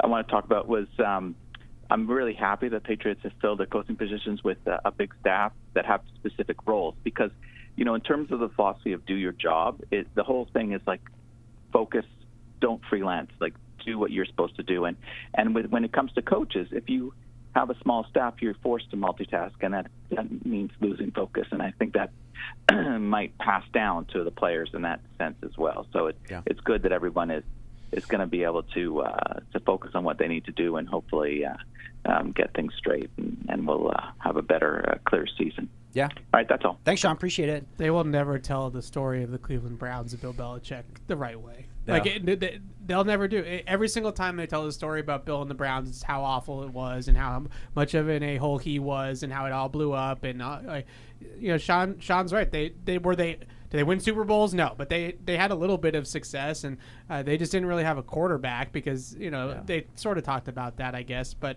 Cleveland '95, that doc, that shines as much positive light on it as you can imagine. And I mean, I think it was '93 or '94 that they basically were Super Bowl. In the beginning of the year, doesn't mean anything, but Sports Illustrated makes Super Bowl. Like, they were getting picks on that based on how they had kind of progressed. But I think you're right. I mean, it's one of the great debates. I know Paul loves getting into it on Cleveland and the Ravens and Belichick's impact and how much credit he gets and all that kind of stuff. But I agree with Sean, and I think about the doc. There's plenty of stuff that they've left out. I mean, I've only seen 4 episodes, so 2 more will release tonight. I believe about 9 o'clock. I think Eastern time is when they've been dropping, or at least they dropped the other 2 last week. So be sure to watch that tonight. You can then watch our Dynasty recap podcast. I can't remember the show name. So I want to talk about the Dynasty doc real quick, which is, as I mentioned, these stories have been told so many times. Yeah. So it's like, the man in the arena with Tom, like, didn't they mention how close the Rams game was? Like, I think that's why this bounces around, because you can only retell a story so many times. And so I think they're getting to stuff that we haven't heard, like Spygate, Hernandez, all this stuff. So. Yeah. Well, you'll see it tonight, everybody. I mean, like Super Bowl 38, 39, 21-game win streak. We'll just Go to 3 games of glory. Like 3 minutes, like 3 minutes of and then they won a bunch of games and they dominated the NFL. Like, I don't know. That was disappointing to me. There'll be other things that people will be disappointed with. Spygate. We'll get to jump back into that. The Dick Rayburn thing is interesting too. I think that in some respects, no offense to Dick Rayburn, but like I think Bill and Mr. Kraft and Tom Brady are trying to kind of take credit for this whole thing, as they probably should. And as much as I agree that he probably deserved mention, for people that don't know, Dick Rayvine was the quarterback's coach at the time for the Patriots, and the story goes, the story goes that he was banging the table for Tom Brady in the draft meetings like that. That he had saw something from Brady at Michigan, and he was like his biggest fan in the building before the draft. And so a lot of people say that the reason why they even had him on the board to begin with was because of Dick Rayvine. So I agree his name deserved mention, but I think that this doc is really trying to give the pillars the credit. It's telling the story from a different perspective. And I mean, I assumed like, oh, this is going to be for Patriots fans, and it's not. It's for Joe average fan who didn't really know, and the random person who turns on Apple TV. Yeah, well, the fans like us who want to see a 21 game winning streak that still stands back to back. I mean, until the Chiefs a couple weeks ago, they were the last team to do that. There was just a lot of things that were special about those teams, and I felt like they kind of won the first championship, and then they were like, all right, let's fast forward now to when things get gritty and get controversial, and that's it was like a recency bias. Were so good, like for younger Patriots fans like myself, that I remember bits and pieces of the 2001 season, but I was 8-9 years old. There's no way I was going to remember it like I would remember last season for the Patriots. So somebody like you, Deuce, that lived through it a little bit more, that's probably old news to you. That's like stuff you've already known. But for me, I think I did learn some things, and I think what's a little bit disappointing, to Sean's point, is that you listen to people like Paul, you listen to people like Felger that were there, and they're saying that they're not really telling you the story correctly. Right. And that's disappointing, because now that's going to be my knowledge of it is going to be based off of all of these documentaries and stuff like that, because I was so young when it happened. Yeah, I think I just was disappointed to see press conference Bill. And I think, that's really what would have made this to me be a lot, just next level. But I mean, we can speculate on what his state of mind was in participating in this, but it's just, you want to see storyteller Bill. You want to see, you want to hear the little behind the scenes things. You that want we Army don't Navy Bill. know. You want Army Navy Bill. You want Dante Scarnecchia yelling at an offensive lineman Bill. So I think that's what we're all kind of waiting for. Like, the dynasty will be what it is, but I still think that I at least know I'm very hopeful that someday we'll get a book out of Bill Belichick that will be just his uncensored opinion on everything, and from his point of view, how it went the way it went. That's why I wonder, and I know that some of the people, not to be ageist, but are getting older, and maybe that's part of it, but I wonder if they did it too soon. Yeah.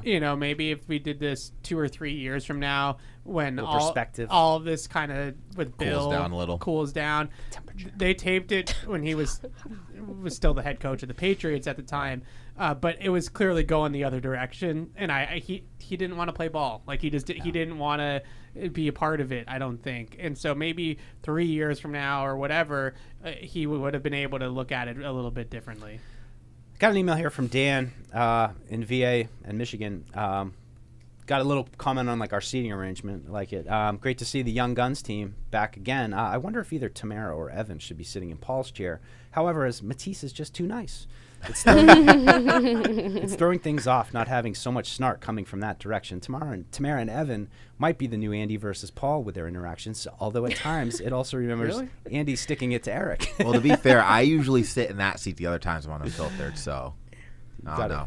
I like giving Evan crap. It's like my favorite thing to do. Oh, it's fun. It's so good. But like you give me crap about not football stuff. You give me crap about things that I say that are supposed to not be for air. But you should know better as a reporter that everything is fair game. If you don't say off the record, it's fair game. We had an off the record meet and greet, and I've done very well, I feel like, for these 4 hours of not saying anything I shouldn't say. Oh, you're bursting inside. I feel like you just same courtesy, we're off the record. No. I know. It was wishful thinking. Alex from Mount Holly writes in, she says, I can only picture in my head how giddy Evan was meeting all the coaches. Right now I picture him jumping like a little puppy begging to go outside and play. But on a similar note, given Evan and 90% of the world are Swifties, what Taylor Swift song do you think was going through his head after he met with Alex Van Pelt? Oh, is there a Taylor? There was not a Taylor Swift song going through my head. I don't know. What's that? I feel like Alex would be the best person to identify a song. What's the Thread song? Invisible String. Invisible String. Yeah, invisible String. Lavender Being me to Haze. you. That's what I was gonna say because that's on his list. Lavender Haze. Your Lavender Haze. I don't think that fits. No. Is there anything with like playbook or X's and O's in the title? Does that? I want to be your not end yet, game. but maybe. Endgame. Maybe on her next album, now that she's dating Travis Kelce, there'll be some football references and things like that. No, this next album's just going to be a roast of her ex. I saw the track names. Really? Oh, yeah, I saw the track names. I want an all Taylor Swift, all football album where it's just her writing when they break all up songs about Like football. Andy Reid's in the music video. Oh man. Oh my God. It's like tight ends. You gave me the wrong ends. Like, like you can. She breaks up with Kelce. There'll be some good art there. I can feel it. Yesterday was a highlight of my life. I'm not gonna, and I think the biggest. Hopefully just the start. The biggest thing is just. I just want to talk football with these guys, and it's not to go and report it and like break news or something like that. I just want, I ask them questions so that they can teach me football. Like that's literally it. Obviously these guys are encyclopedias when it comes to this stuff. So it's, what do you look for in this? What do you look for in that? What are your stances on these things? Like those things are I find fascinating. I do. Anthony writes in, says, "Love is Blind is horrible." And did Alex How say dare you? reality TV used to be real? Breaking news to her, Deuce. If I could really do any reality show, it'd have to be Survivor. It'd be the most fun, and I have an actual chance to win. The real question is, how long would you make it on Alone? Great question. I love Alone. You guys ever watch Alone? No, but for the record, I didn't say when reality TV was real. I know it's never real. I said when it was good, like. Yeah. Yeah, well, like season 1 Jersey Shore. Yeah, back when reality TV was reality TV, it was like fun and I don't know. Alone is legit. I mean, Alone is like they just take 12 people. You go up into like Alaska. You go to separate camps and you just see how long you can stay on your like own. Naked and Afraid. Like, yeah, type. they only have clothes because it's usually subarctic temperatures. I want to do Wipeout, the one with the bouncing. Oh, that feels unfair. There's no way to win it. I feel like they're What's just the setting one you up Danny to get Amendola whacked. just went on? Oh yeah, that was like training, like a military training kind of show. Yeah, the CBS show. I don't know what it's called. It was intense. I do Survivor though. I mean, I love Survivor. I think I do okay on Survivor. Because the people who stink at it like have no filter and like they just say you're gonna get kicked off. Stop going around giving everybody crap. My friend growing up, his mom was on Survivor, and she like went really far and is now a Survivor celebrity. Oh, One of those wow. people who does like podcasts and stuff like that about the show.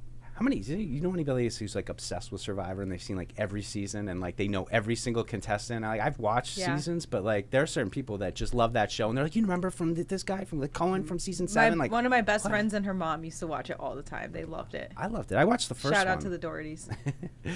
It was good. All right. So Edwin writes in and says, "Hey y'all, first off, Evan's hair looks excellent." Thank you. Damn, Alex's hair. Also fantastic. GA Barbershop.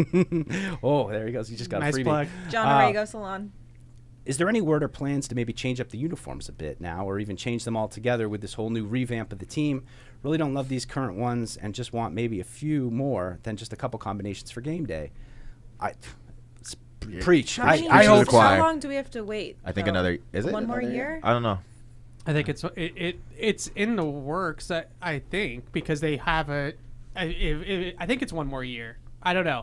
There's a time Those frame. conversations are probably in the works with Nike, but it's just I mean it varies on teams. anything It varies real, on teams because the Rams, remember, they had the mishmash jerseys. Then we played them in the Super Bowl, and for some reason they were allowed to wear the throwback. So I don't know. Yeah. I think if you really want to make it happen, it can just happen. So the Jets are changing theirs already. Like they just changed theirs like 2 years ago, and they're already we're due because tweaking this is awful. I just think it's sad that the dynasty uniforms are gone. Like there's how many teams that won multiple Super Bowls have different uniforms now than they did when they won the Super Bowl. The thing is, though, I get why they did it, but it's just you gotta bring it back. And the pants don't really truly match. Tom left like it was. Felt like it was time. It was time, but I think maybe in hindsight, this is time. I don't know. So. Honestly, feels a little haphazard. I say this. I know I'm supposed to be a company man, but the blueberries are absolutely brutal. Yep. Like that is an awful. Yeah, but did you? I see what they were did trying you to think do about? Did you think that when it was with the Color throwback? Rush? Did you think No, they it was were awful fine. when it was It was Color fine Rush? Yeah, but as that's a Color Color Rush. Rush. No, Yeah. exactly, and I agree. So they used to be good, but it can't be your So everyday. the now. only thing that saves it are the gray pants. Like if you're Yeah. gonna wear blue Right. with the gray pants, but that's more like it's basically the dynasty look. It's just an updated blue jersey. The white jerseys, it looks like we're a team that didn't get an NFL brand license in a movie, and we were just given like a template, and this is the jersey. Right. So it's time. I'm with the car. We need something. I say bring back the royal blues, but Bledsoe blues. That's not happening. No, but there's got to be a happy medium of somewhere in there. I don't know. Just go to Nike and be like, do your thing. They did that last time and they stunk at it. I don't think they didn't say it well. I gotta say though, I even remember most of you guys weren't even born at this time, but in 2000 when they came up with these, I was instantly we were born, dudes. These are awesome. Like they instantly resonated with me. They were in a number looking. of different ways. Yeah, and they're not overly complex jerseys. The Brady era jerseys, they're just a classic football jersey. I don't know. Wouldn't you feel different though if they came out like it's just all of a sudden this team comes out in those uniforms like the Mighty Ducks? The Patriots the Mighty Ducks number 2. Like the real one. Well, that's the thing. I think who's playing quarterback? The ones we have now just don't seem that legit. Like It's like look there good, could be feel a good. high school team playing in those. I agree with uniforms. Matisse. Like, It looks like you didn't get the licensing deal in a movie, and you had to wear these jerseys because of that. Yeah. This one just starts out my beef with Evan. I'm not sure even where it's going to go. I'm just going to jump in and read this one, but it's We're from going Bart. on a journey. It's from Bart in Poland. Okay. The discussion around the third pick wouldn't be there if we lost one of the 2 games we won at the end of the season. And of course, I know the players won't intentionally tank, and I don't fault them for winning, but I absolutely hated the fact that a lot of the media, including Evan, told us to enjoy those victories. And what now? I hope that you've enjoyed that win. For that built the winning culture for a team that will be completely different next year. Now we're stuck with a question: if we are coping, if we want to take the QB that is left at number 3, or is he just a consolation prize? Move on with your life. This was a 4 month ago argument. He's still mad about that Broncos game. Okay, I'm sorry. Ruined my Christmas. I'm just mad that and I know it's strength. I didn't even have a good Tamara's birthday. I know it's strength of schedule. How are the Commanders ahead of us? It makes no sense. It just doesn't. They beat us. Right. Doesn't I make love sense. that Evan's getting international. I would just say that I put Drake May and Jaden Daniels in the same tier. So at the end of the day, you're going to get one of those 2 guys most likely if you're going to take a quarterback. So it's not really going to make a difference. And the odds of one being better than the other are probably a coin flip anyway. So who knows? You could go through the drafts and everybody ranked them one way, and then it turned out a different way. Commanders got it wrong with Forbes. They can do it again. Yeah, I mean, last year, Bryce Young, C.J. Stroud. Do you think the Panthers wish that they took C.J. Stroud? Probably. I think that's just a disaster there. Yeah, I don't know. They think they wish they took C.J. I'm sure that too. Didn't Frank Reich say that? Yeah. Oh man, Jason's been holding for a while. Let's pop back over here to the phones with Jason and Chiba. Hey Jason, how you doing, man? What's going on, Cokes? Hey, Jason. Stokers. It's just a hard mornings are hard second shifter. So, but I got called out by Todd. Oh, right. Caller on caller crime. And, do you care to respond? It's weird. I know who Todd is. I've been listening and calling in since 2007, so I don't know where he's been this whole time. But hey, listen. I'm just here to defend the world from poor analogies. There you go. Quarterback is not a race car driver. Quarterback isn't the only one moving the team. Again, 11 people on the field. Break it down a little bit, it's 9.11 whatever percent of total success. No, it's you not. need to have that's all not how it works, my friend. You're telling me that the guard has as much say of how the team's success than the quarterback. I know that you can't play 10 on 11 and be successful. Well, so how much? If you literally don't have the somebody on the other field, positions like what they're going going to play, there, they're going Evan? to play, they're going to play with 10 guys on the field. Like that's the argument. They're going to put 11 guys out there. You need successful play out of all of the positions in order to be successful. Okay. All of them, I'm including just the quarterback. I'm So if just you telling can you that improve I the watched quarterback like position the Tom most Ashworth and get the go out most there for of the them and Patriots more and winning plays out of them, then you should upgrade the quarterback. If your changes are going to upgrade another position where you're more likely to get more winning plays out of that other position, then that's what you have to do.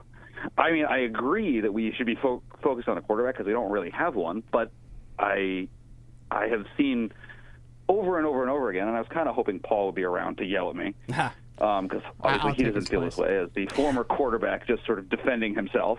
Yeah. But if you want to pick up for Paul, that's fine. I just think we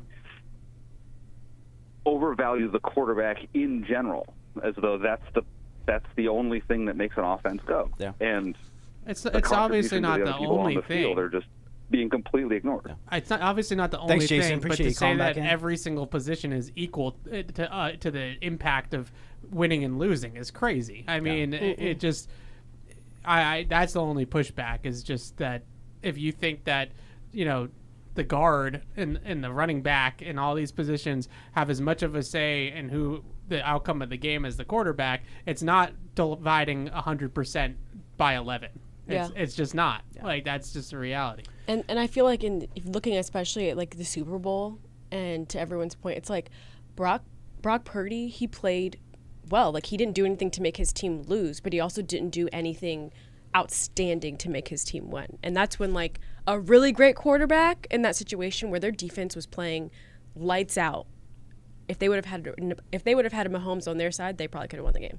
I mean, how many times Tom Brady, end of a Super Bowl? I mean, what, you know, he was the reason you won. I mean, sometimes the defense was the reason you won. Sometimes, but defense was more the reason you lost because they gave up those last drives. And, you know, a lot of the times Tom bowed out. But I just think the goal is to win Super Bowls, you need that guy at the end of the game who can make those plays. And I mean, if this regime doesn't find a quarterback that can win them football games, they're all going to be out of a job in 2 years. Like, that's just the reality of life in the NFL for anybody. Yeah. So.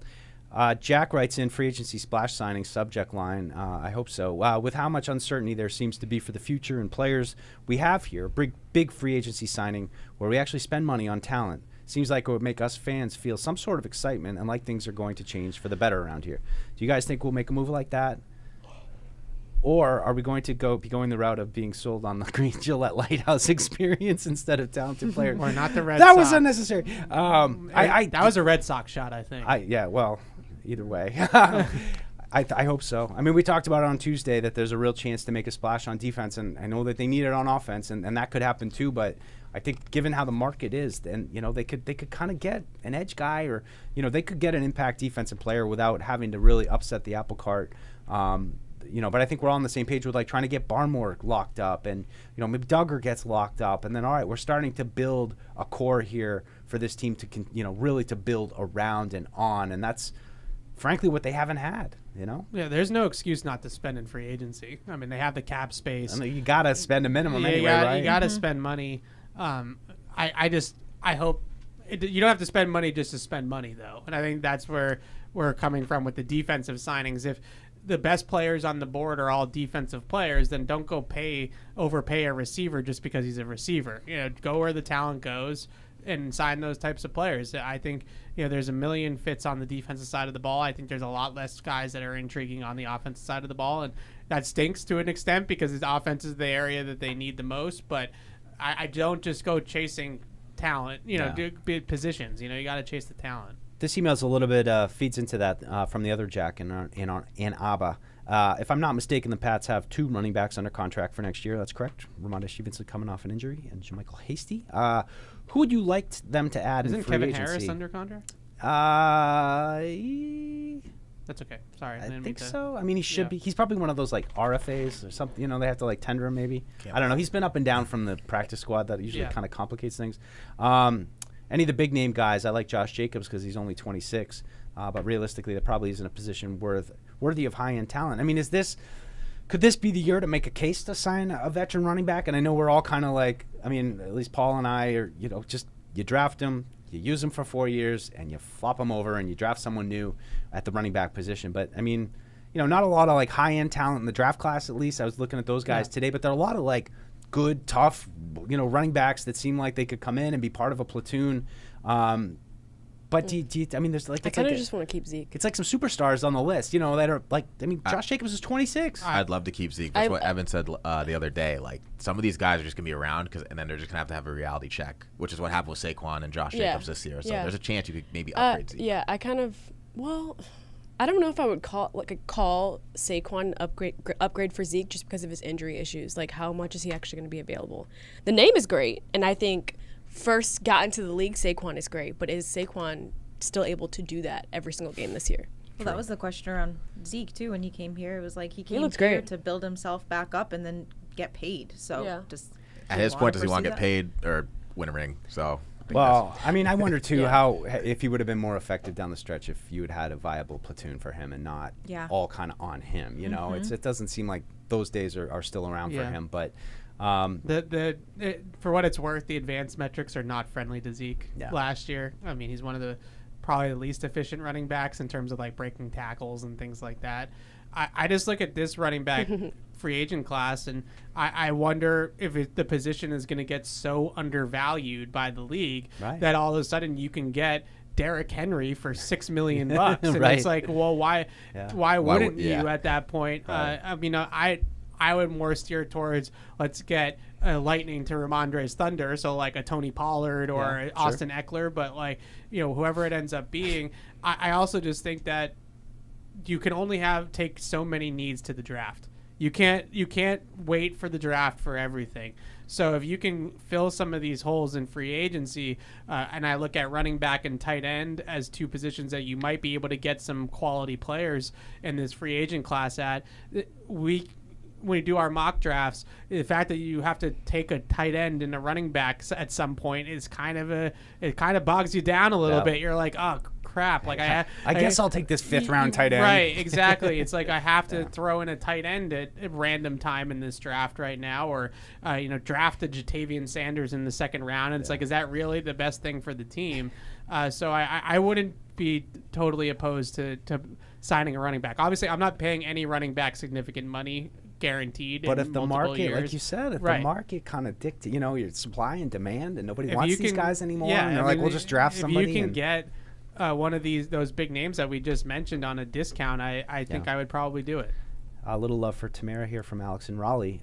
She just wanted to shout out Tamara for her emotional support cup, representing those of us who have water attached at the hip. Is there water in there? That's Yes, not- there's water in here. booze, It's is it? excessive how much you girls drink water. It's very pink. No, I'm it's just gonna not. tell you. You need to drink water. Excuse me. Just All right. it's the same way. Oh, She here we walks go. around. Let me know how she your walks liver- around with that Evan, bottle. let me know She how walks your around with liver that is bottle. doing in 20 Evan. years. And she's just she goes to the bathroom like 10 times a day. Okay. Like, how do you exist? Evan, Do you if know how important being hydrated is? Exactly. Don't Evan, it's don't do good for that. your health. It's good for your skin. It's good for your hair. Like, come on.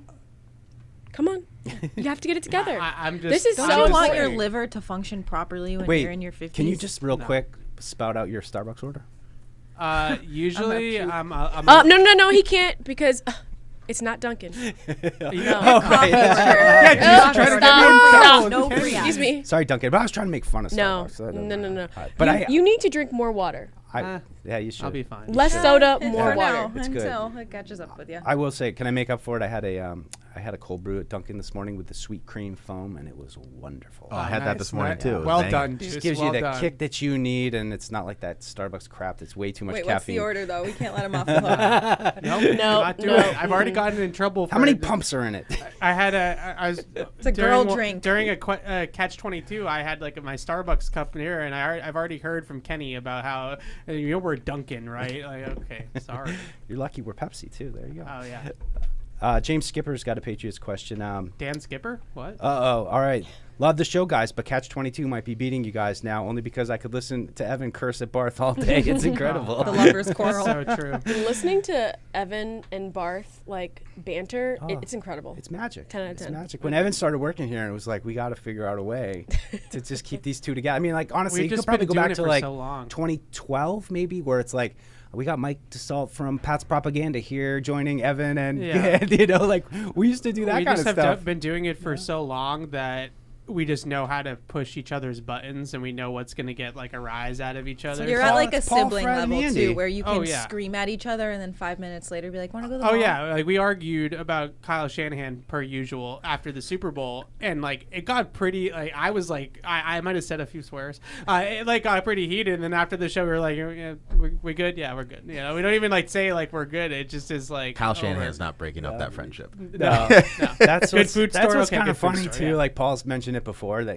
they have like certain shows that, not that it's ever really gotten all that like intense, certainly between me and him. Like Fred and Paul, sometimes they get into a little bit. Sometimes Fred and Paul, I get worried. But then I we do. walk out that red door right there, and then it's just like, oh, that was a good show. Yeah, good times, fun times. Like, they're like, you guys are crazy, but no, they're and again, like, it's like, what are you arguing about? I can't, like, if I could find an angle to get in on this, I would try, but they're experts. That's what they do. Good question from Joe here. I think it's a good one. We understand that there are different avenues for the Patriots to take regarding the number 3 pick, but 34 is not talked about enough. With the receiver tackle being so deep in this draft, could you see them trading up to the mid to late first round? If so, what would a package look like? I love that question because this is something I've been thinking about too. Obviously, you can't do what the Houston Texans did because you don't have a high enough pick to go that high up. But a mini version of what the Texans did, I would absolutely be all for. Trade up from 34 to, let's say, 20 to 25 range, and maybe you do get that last premium receiver or that last premium tackle. At the end of the day, the picks are only as good as the players they turn into. So if you're going to sit there and you're going to watch the parade go by at receiver or at tackle because you're too far out of the show, then go up and get it. Makes me appreciate Matt Light because that's why they took Seymour in the first round and they took Matt Light at the top of the second. And just looking at some of the tackles, which we mentioned before, you've seen mock drafts where there's 9 tackles in the first round, but even as you get down into like 8, 9, like they're not surefire day one starters in that group. So for Matt Light, as in different class, different year, different everything, but still to be able to get a starter with that pick, it feels like that would make sense. If you don't think you got a starter day one at that spot, maybe you do bump up a little bit and just try to hit some of the bigger needs with bigger talent. When we do the mock drafts, like at tackle, the top of the second round guys are like Jordan Morgan from Arizona, who's got shorter arms, it doesn't have like that ideal tackle build. Patrick Paul from Houston, who's a freak, big athlete, but is really, really raw and probably isn't like a day one starter. Like these are the guys that we're talking about. Fatanu from Washington, who's also another like guard build, really, that's could play tackle. So maybe it is Mims from Georgia, who basically has only started like 8 games his entire collegiate career. He's just really, really raw player. You see the video of him in high school, by the way? That's going around? Like he's a freak. Don't get me wrong, but he started, I think, 7 or 8 games at Georgia over the last 2 years, and then he was hurt for a good portion of the year last year. So you're basically just going off traits. Like this guy's big and got good feet and all that kind of stuff, but you're basically just going off traits. So trading up 10 picks so that maybe you do land at somebody that's a little bit more of a sure thing, I think makes a lot of sense. It's so crazy. Like I failing to think of a specific example, but I'm sure you can think of one. Like just going to the combine.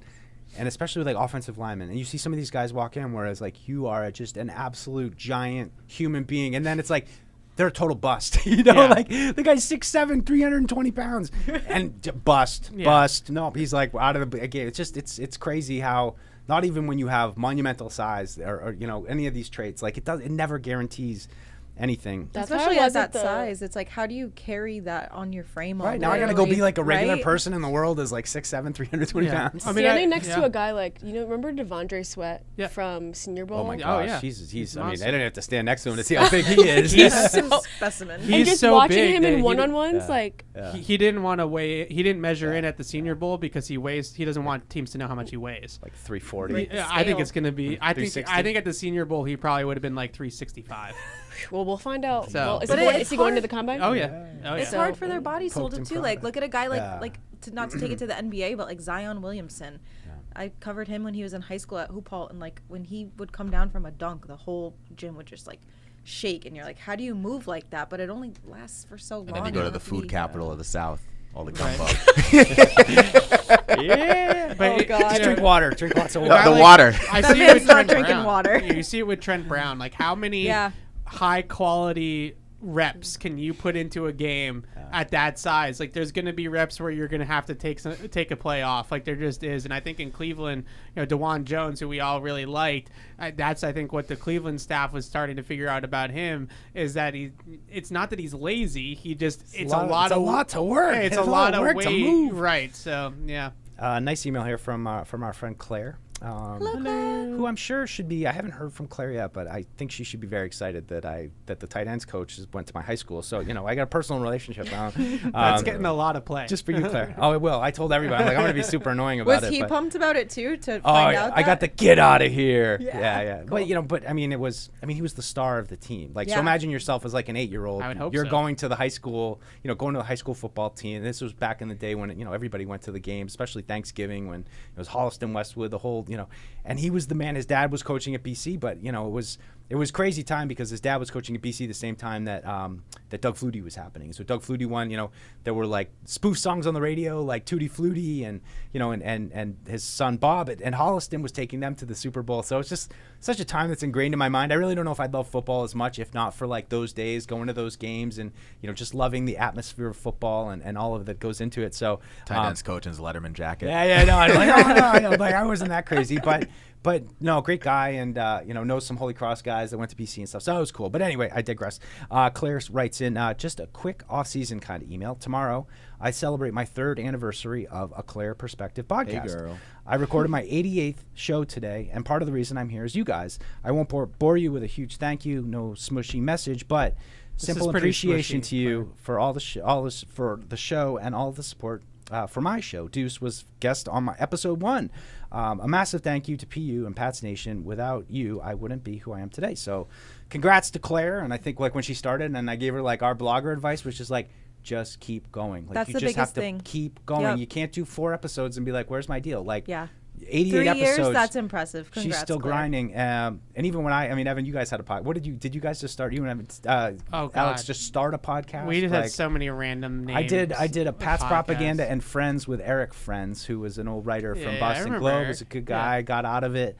But it's funny because I look back at some of those on Blog Talk Radio, which was like a website that came out that you basically just produce a blog from your computer, and it's crazy because Greg Bedard, got all the guests that we were beating the bushes for doing the same thing that Claire was doing. So anybody that starts this stuff, that's just what I tell them. You got to stick with it. You got to.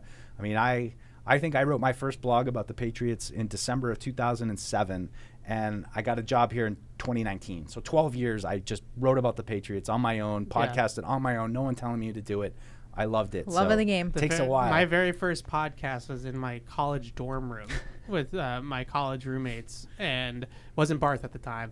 Somehow. But that was it, and I got a great piece of advice from somebody. Actually, I think it might have been John Wallach, of all people, and he said, who is your favorite Patriots writer? And I said Mike Reese, and he said, just act like Mike Reese. Like you're not Mike Reese, but just like fake it till you make it. Like what he does. Watch what he does, read what he does, and just don't steal it, but like just the work ethic and the all that kind of stuff, and just follow his lead. And when I got on the beat, that's literally exactly what I did. So I'm amazed by Mike Reese's. It's not competitive stamina; it's like professional stamina to continue to cover the team in the way that he does so thoroughly, through the ups and downs, through. You can feel the vibe around the team the last few years when they weren't as good, and it wasn't just this like, oh my God, like we got Tom Brady and Julian Edelman and like the parade of stars that there were to write about, and anything you could kind of talk about was interesting. And that's what's been amazing to watch Mike over these years, and is just continue to do what he does, even though the team isn't that great. He continues to be that guy that everybody knows that he is, and Machine. just so pointed with his questions and. Smart about it, always respectful of Bill. I think we all kind of feel bad when Bill would kind of like, it's like Mike Reese, like Bill, come on, it's like he's delicately trying to ask you this stuff, and you're like, I don't know, blowing off Mike, but true professional and great advice. But still, I would say plenty of room to cover the team your way, and that's what's it wasn't so much about like of yourself, the way that he it was more just. The professionalism that he went about it, I think that stood out to me because him and I probably covered the team pretty differently, honestly. But it just, his professionalism, his work ethic, and he's at everything. And everything. I feel like that's a big part of it too. When you first are starting out, you have to be on the scene for every little, like there's no training camp practice that's too big, so. And was a writer here first was was crazy to me. Imagine Fred, the early star maker that Fred was. Matt, there was an email here. Big mistake last Thursday. Big mistake by Matt. One of the trivia questions: who scored the first touchdown in Super Bowl 49? Matt said it was Gronk, In fact, it was You Braun. got a problem with the trivia questions? Hold on. It Oh. wasn't first touchdown. It was first who caught the first pass of Super Bowl 49. Oh, all right. Well, I'm just Ron Burgundy. I read what's in front of me. I'm Matt Morrell. Ricky in Connecticut just chimes in. There's no such thing as boneless wings. It's a tender. Thank you. You got a bad tender? Thank you, sir. I get a bad no, tender. No, Chris Cassidy got a bad tender the other day here. Oh, God. Yeah. Yeah, I call it. There is a difference, but we don't have time to do this right now, so No, I'm not going to get into but it. once you get a bad tender, I mean, has everybody had a bad chicken McNugget? I'm not the Yep. McDonald's Okay, guy, but everybody's had a stop. bad chicken McNugget, right? Back in the day before it was all white meat, yes. It Do was you remember better. that? I used to It was think that it better was. then. Remember, there's like one that's kind of shaped like a fish, and you wouldn't remember. I mean, I'm sure it Yeah. probably still Bring is. back the One's chicken just a selects. circle. The chicken always the select, circles and the the chicken rectangles. selects were fire. The rectangles Fire. scared me. The rectangles were the one that. You know what ones scare me? The there's a ones tendon that are in there. stuck together. Yeah. I love those ones. There was nothing Sometimes better they're than the mushy chicken and selects. A chicken select. and The some chicken fries. selects were 10 out of 10. McDonald's fries still hold up. Sure. Oh, Still, yeah. still great. They're not as good as they used to be. No, Still I still great. like Do you have the In-N-Out, though, McDonald's in you know. Germany fries? Those fries were. Chili cheeseburger. Well, not all of us could go to McDonald's in Germany, so. What did they have there? No, I'm just kidding. You've told me. Everything. Five Guys. Everything you could ever want. That Five Guys saved my life in Germany. Like I was just in such a bad place. I was so jet lagged and like You didn't just want the hungry. breakfast That day was the wontons. worst. And I wanted like just an iced drink. I'm like, can I We just got get it all ice? I need a expenses cold paid to drink. Germany. Yannick took It us was to the this worst. like shawarma place. Doner kebab. Oh I, we didn't get to so go. Good. It was I good. went twice. It was Evan and so I were good. looking for some brats, and the lady was like, "There's this old German lady who like makes homemade bratwurst, and we couldn't find her." Yeah. The problem too is a lot of those places were cash only, and You always leave something to go back for. So there you go. There you go. We'll I'm- be back. I'm good. We'll be back. Maybe Brazil. Sorry. I was Sorry, gonna Yannick. go to Brazil. Brazil. no Brazil. Oh, we're gonna get churrasqueira chicken. We're gonna have fun. Evan's just gonna go to Fogo de Chao. Did you just go into Portuguese? Yes, churrasqueira. Quick one from Tyler D in NYC. Why is it called special teams? Is that a, is that a is real this a question? pun? I like philosophical questions. like I that. don't know. That type of question could get a 20-minute response from Bill. They're the special team. Right. For real. Well, it's specialists. Specialists. Yeah. Right, like so maybe kickers, what came punters. first, specialists or special teams? Well, Were you a specialist? that's a 20-minute answer from Bill. Wow. right there. Why are we special? What's so special about it? I don't get it. It takes special skills to play on special teams. Did you just Google this? It's kind of. And that's the answer you got. That's a lame It's from West Virginia News. Oh, then Oh, then it must be God. true. Okay, I don't must know be about right. Kendall just says, big fan of the show. I'm hearing you guys will be at the Combine. I will also be there as part of a scouting course I take, and I hope to get up with you guys and get a picture. Kendall, we would all be happy to take a picture with you, and Evan will probably ask you questions about your scouting course. I was So- gonna Evan say will a show up scout- early for you. I was going to Depends on say, what scouting Evan course. loves meeting I've his fans. I've taken some courses in my day, so maybe we'll talk about it. I was going to say a scouting course. That sounds like just like you, Evan. You should be there. I won't say that. Never mind. You're gonna go to the. You should go to the coaches thing in early March. The It's a clinic, couple of weeks. I have wanted to go to that now, especially the coordinators I think are talking at it, the Patriots coordinators. So that'd be cool. I've done some of those scouting courses. They're good if you like are just starting to try to learn the game. Yeah, good stuff. I don't know, you guys. I tried to get through all these emails, and I think I got through most of them. Some real draft minutia, which, as everybody's got their opinions on Drake May and Jaden Daniels and all that. But I'm just going to take the last part of this one from Jonah. How many tackles does Hightower have in training camp, and how many times will Mayo have to tell him not to try and suit up during the season? He looked like he could looked suit like up a player yesterday. yesterday. Yeah. Yes, Tamara and I were saw that talking too. about this. I was He was looking in the at full him, navy sweatsuit, literally. Yeah. the crisp Patriot He sweatsuit. looks You good. can tell he just Yeah. got it. And he said that he had just come from a workout, like he was like sweat still like dripping down his face, and I was like, dude, you know that you're not playing. He's a machine. It was the same old Hightower that I always remember would like peek through the door at the end of the locker room and see the media was in there and then And be turn like, around. nope, and then keep walking. Love that. It's so funny because when I talked to him for the Mayo thing, I was like, "You're like really good at this. Like you're good at." And Jamie Collins was really good for that as well. And those two guys used to dodge us like no other. And I was Right. like, "But you're good at it. Yeah. You're really good at telling stories and stuff. I don't know why you guys hated talking to us so much." It's cool having him back. I mean, it's just, again, it just goes to just the broad array of coaches that they've come in. I mean, it's a lot to take in. I mean, I feel like as a content team, there's probably a lot of stories that we could probably find amongst these guys. But one last thing I'll say as we get ready to wrap up here was I thought it was interesting. Gerard yesterday saying like, I'm a first-year head coach. Like, not everybody gets the staff right on the first try, and we're just going to kind of go with it.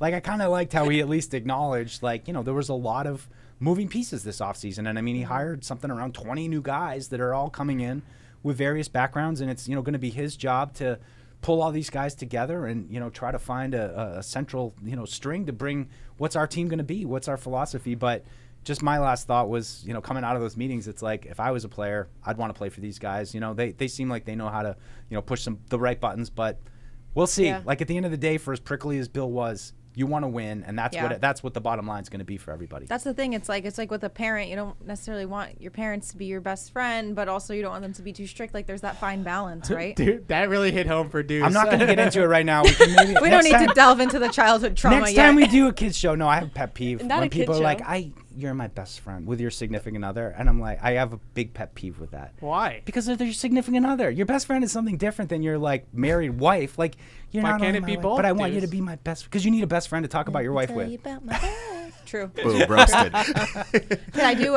just a quick shout out before we wrap up? Yeah. Austin Howard, one of the listeners, tweeted at me with a good tip. He's just listening to the show, and if you don't already know, you can get a free 3-month Apple TV subscription from Best Buy's online store. Because they got rid of all physical media. I hadn't realized that we were doing Apple TV reads now. Well, but that's well, cool. if you want to watch the documentary. Well, and then if you watch it, you listen to our podcast after. Exactly. So listen to that tonight. We will be, from the Combine. We'll Trust have me, the guys I'm not will be shilling here. for Apple. Plenty, It's the last place. Plenty of content coming next week. Hopefully my voice will be back. But before we go, I got to do this last read. Whether you're in the game or betting on the game, you'll need a game plan.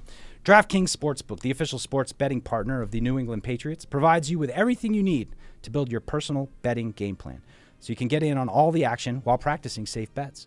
Visit DraftKings.com/responsible-gaming to learn more about all the safe betting tools DraftKings has to offer. Hope is here, 1-800-327-5050 for gambling help. Line ma.org. Must be 21 plus. Play it smart from the start. GameSense ma.com. Physically present in Massachusetts. See DraftKings.com/responsible-gaming for details and state-specific responsible gambling resources. All right, thanks everybody for listening. The guys will be back next week. Combine Week. Let's go. Thank you for downloading this podcast. Subscribe on Apple, Google Play, and everywhere else you listen. Like the show? Please rate and review us. Listener comments and ratings help keep us high in the podcast rankings so new listeners can find us. Be sure to check Patriots.com for more news and more podcasts.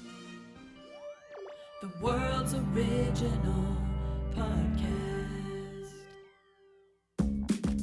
Isn't it time to get exactly what you want? Welcome to Red Hot Deal Days from Verizon, where you get your pick of our best deals. Like my plan, where you can pick the perks you want and save on every one. For limited time, bring your own phones to a Verizon store and you can get my plan for our best price ever. Get exactly what you want in your phone plan and only pay for what you need. Bring your phones to your Verizon store today and get my plan. These deals won't last. It's your Verizon.